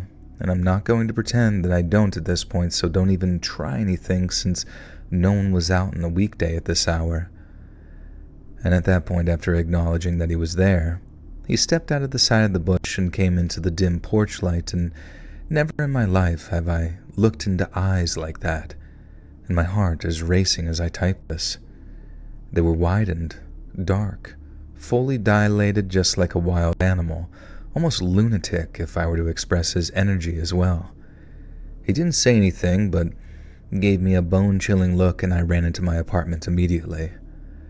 My boyfriend was drowsy since it was late, but he did say my neighbor's music was loud and continued for some time, and he heard a ton of noise and arguing earlier but didn't think anything of it.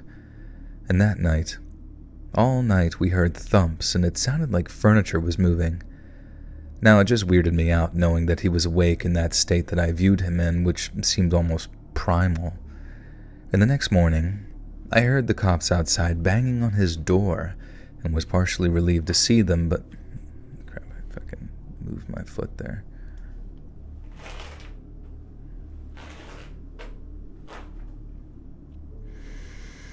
I should probably go to sleep. I got work in 6 hours. Yeah, I should try to at least get 6. Well, if you got work, then you should try to at least get 5. Maybe you can zonk out and feel much better. 5 hours feels much better than 2.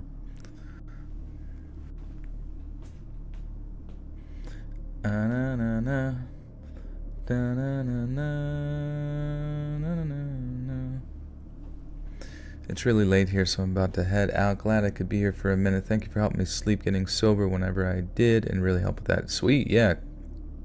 Shelby, I'm glad you're sober. Being sober life is so much better. Like, I'm currently struggling with, like, a family member who, very, very close family member, and they're addicted to hard substances. And it just sucks because it's like, I don't know. I try to help them, financially and with advice and all that kind of stuff. And it just seems like they don't have any desire to get better. Like, they do, but it just seems impossible. It's just because it's been so long. It's like, whenever, like, you think about someone, you just known them as like a self-destructive person for just your entire existence. It's just like, fuck, what is that the end? Is that just, do you have to just kind of like wipe your hands clean and be like, that's it? I guess you just wait till they're dead, or you know what I mean? Like, that's just in my head. I'm like, you just wait till this, even though I would hate that and it would suck. I just don't know what other end there is to someone who's on the self-destructive path.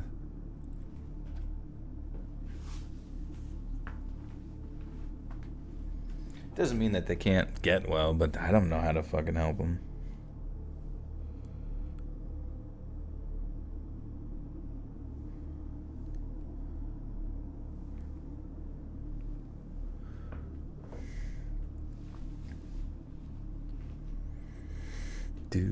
Do. Yeah, my guy's getting shrivelly in that water. They have to help themselves. I hope they do. It's just tough. It's just weird because I can't wrap my head around addiction. Like, I really can't. Like, obviously we have like certain like dopamine pathways that we repeat because it feels good or something like that, but never quite like hard addiction, you know what I mean?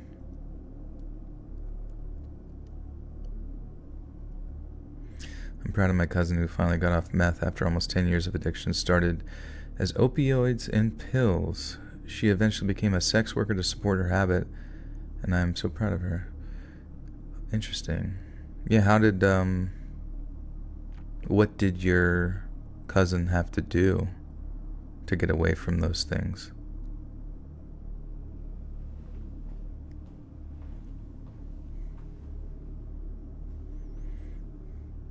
When you spend so much of your life using and abusing, it's hard to know how to live a sober life you never experienced.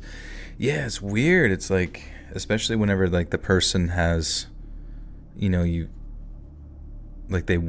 almost like they refuse to get a job, or if they do get one, it's like they quit within a really short period of time, just like walk out of the job.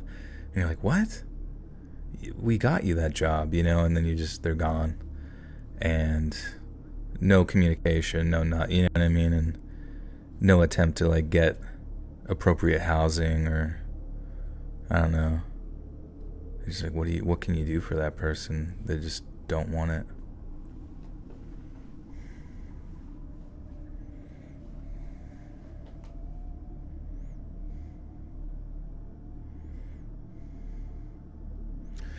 She would go to inpatient rehabs and leave on last day, say she was sober and be on the streets before 3 days passed. I think having a healthy, thank God, child finally helped. Yeah.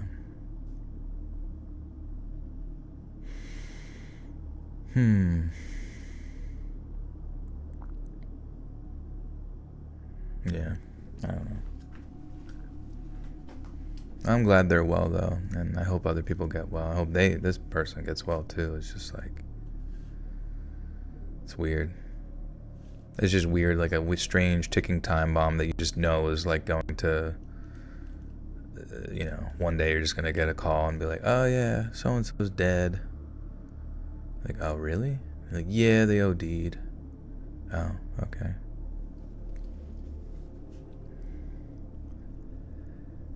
The next morning, I heard the cops outside banging on his door and was partially relieved to see them, but then super scared of why they were there in the first place. They took him away in handcuffs shortly after demanding to be let in and asked me when was the last time I talked to or seen him, and I told him about that night, the arguing noises, frightening encounter, and thumping all night. What I found out during the next day will make my stomach turn forever. I was told by this groundskeeper details.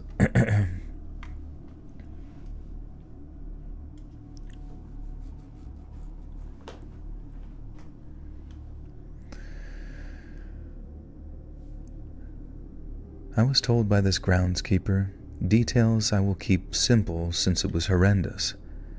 That James Brown listening neighbor brutally murdered his girlfriend that night, dismembered parts of her and dragged the rest of her body near the train tracks, which was directly behind our apartments. It hit me that the cold, primal, and wide-eyed look that I had seen in that man was that of a person who just took another human being's life in such a vicious and disgusting way. I felt so sad for this woman who didn't deserve to go like that. She was always quiet, sweet, and seemed a bit down on her luck, usually asking for cigarettes when I encountered her. And to this day my stomach still turns thinking about how close I was to death, quite literally, and how he could have ambushed me out of insanity since he was just waiting in the darkness when I walked up. Basically, to all of you who follow their intuition and gut feeling, listen to it. If you have a bad feeling about someone, even if they seem harmless, stay a safe distance the hell away from them. I moved into a different apartment right after because it was just too much thinking about what had happened. That neighbor went to jail and I saw his booking photo. So damn scary to see him again. And I just hope that he's staying in jail, where he belongs.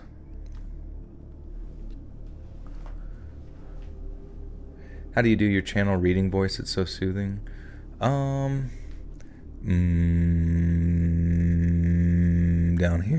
here, squeak. Yes.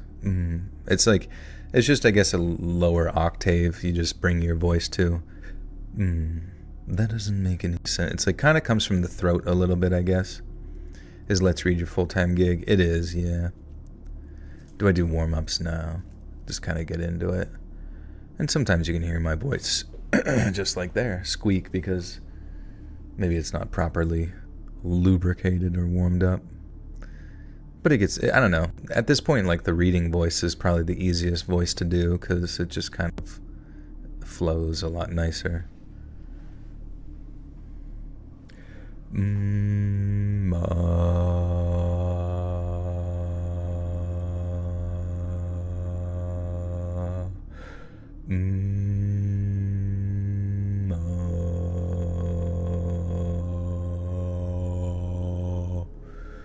It's all about that throat, baby. Is your reading voice the same as your speaking voice? Yeah, I mean, this is my speaking voice right here. Obviously, it doesn't sound exactly like spooky, terrifying, poopy, slimmy boobs. You like the Odeth voices. Thank you. Yeah, those were fun to do. I tried to stay consistent with them as best I could. I'm glad it turned out all right. Is there a female option? Yeah. Ouch.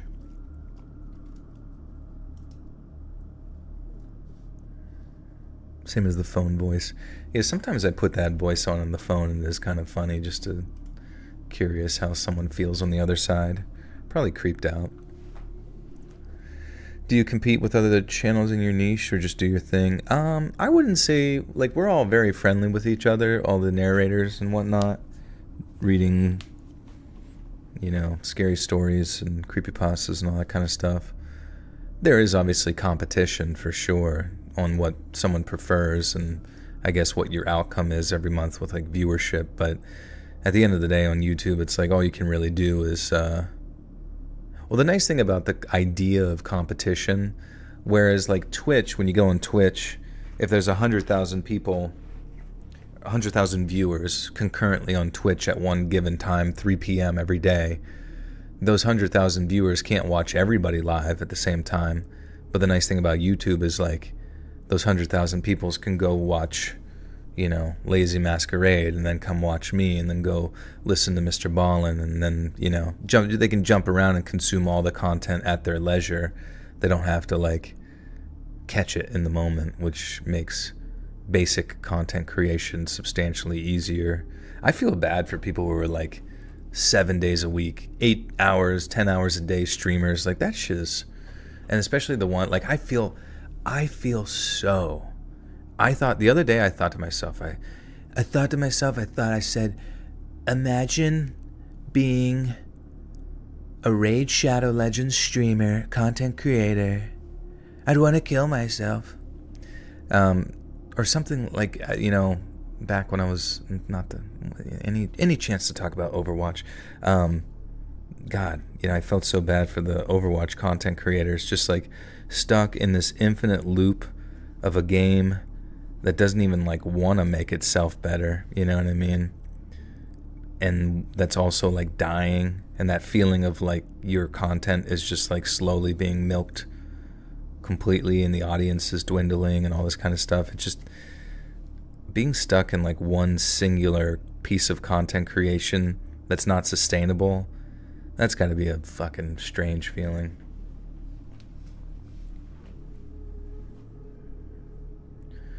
Your sister was addicted to ice for a long time. She got clean and then a few years later started drinking heavily. She hung herself 2 years ago. Another reason to take me. So, I'm sorry to hear that, Jamie. Yeah, fuck, dude. Fucking drugs, alcohol. Stay away from it. Don't touch cigarettes. Don't touch liquor. Don't even touch anything. Just focus on let your grind be your addiction. Let your pursuits be your addiction. All this fucking shit, man, just fucking destroys dear souls, you know what I mean, to your life. Dearest friends, dearest family, just lost, completely different people. Don't even know what you're looking at anymore. Shit is fucking sad, man. Oh, man. Alright, let's read this outro here.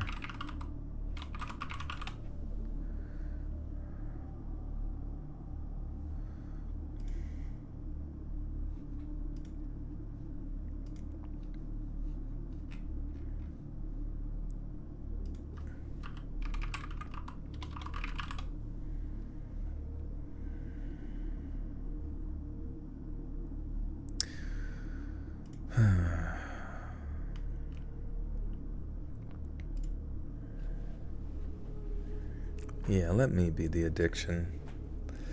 I don't know. It's so sad. There's gotta be like, okay, if addiction, let's think about it scientifically. If an addiction, and I'm not saying, just so we actually sound smart, let's go to ChatGPT.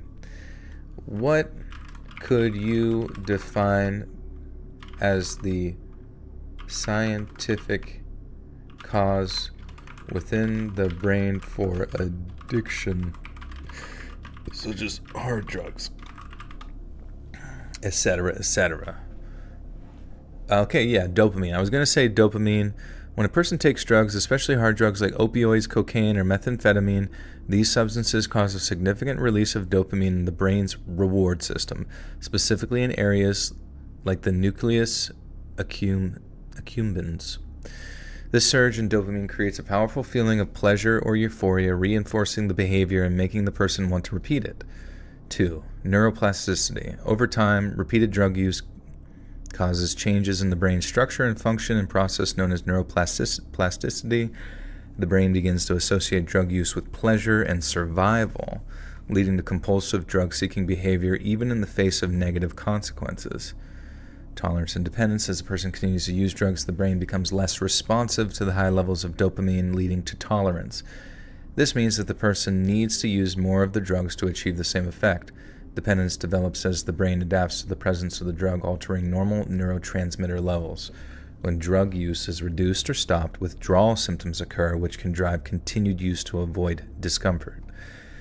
Changes in the prefrontal cortex. The prefrontal cortex, responsible for decision-making, impulse control, and self-regulation, is also affected by addiction.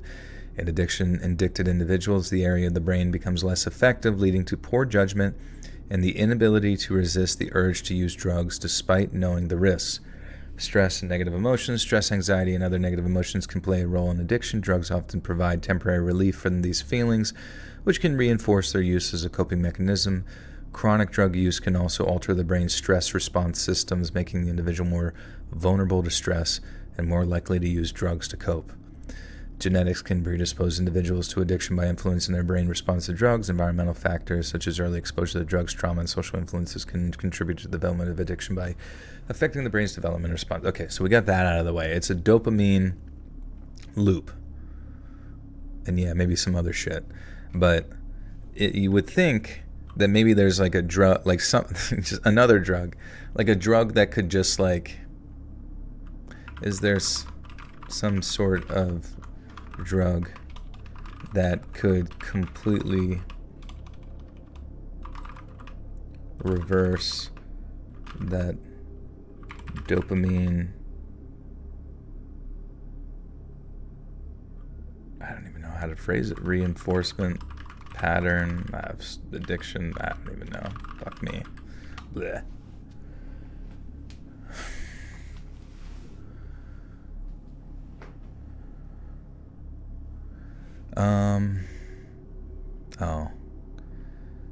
Naltrexone, used primarily for opioid and alcohol addiction. Naltrexone blocks opioid receptors, reducing the pleasurable effects of opioids and alcohol, and by blocking these effects, it can help reduce cravings and reinforce pattern associated with drug use. Interesting.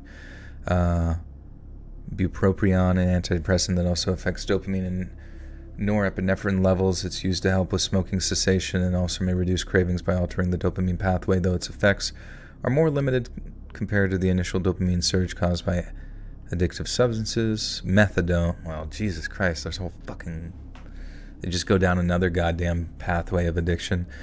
Methadone and buprenorphine, these are used in opioid addiction to stabilize the brain chemistry. They act on the same opioid receptors as drugs like heroin, but do so in a controlled, less euphoric manner, helping prevent withdrawal. Oh, well, maybe.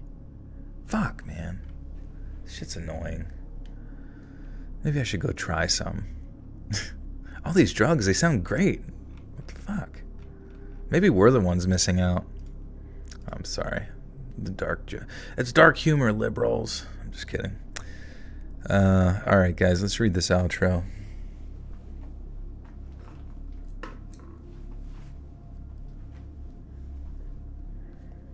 Guys, got to think of something funny for me to say at the end. And I'm sorry to talk about negative shit all the time, but it's just like, what the fuck is going on, man? What the fuck? Will these pharmaceutical companies ever pay for what they did to us?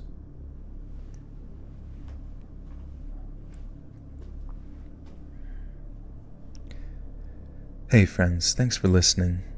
Click that notification bell to be alerted of all future narrations. I release new videos every Monday and Thursday at 9 p.m. EST, and there are super fun live streams on Sundays and Wednesday nights. If you got a story, be sure to submit them over at... Fuck.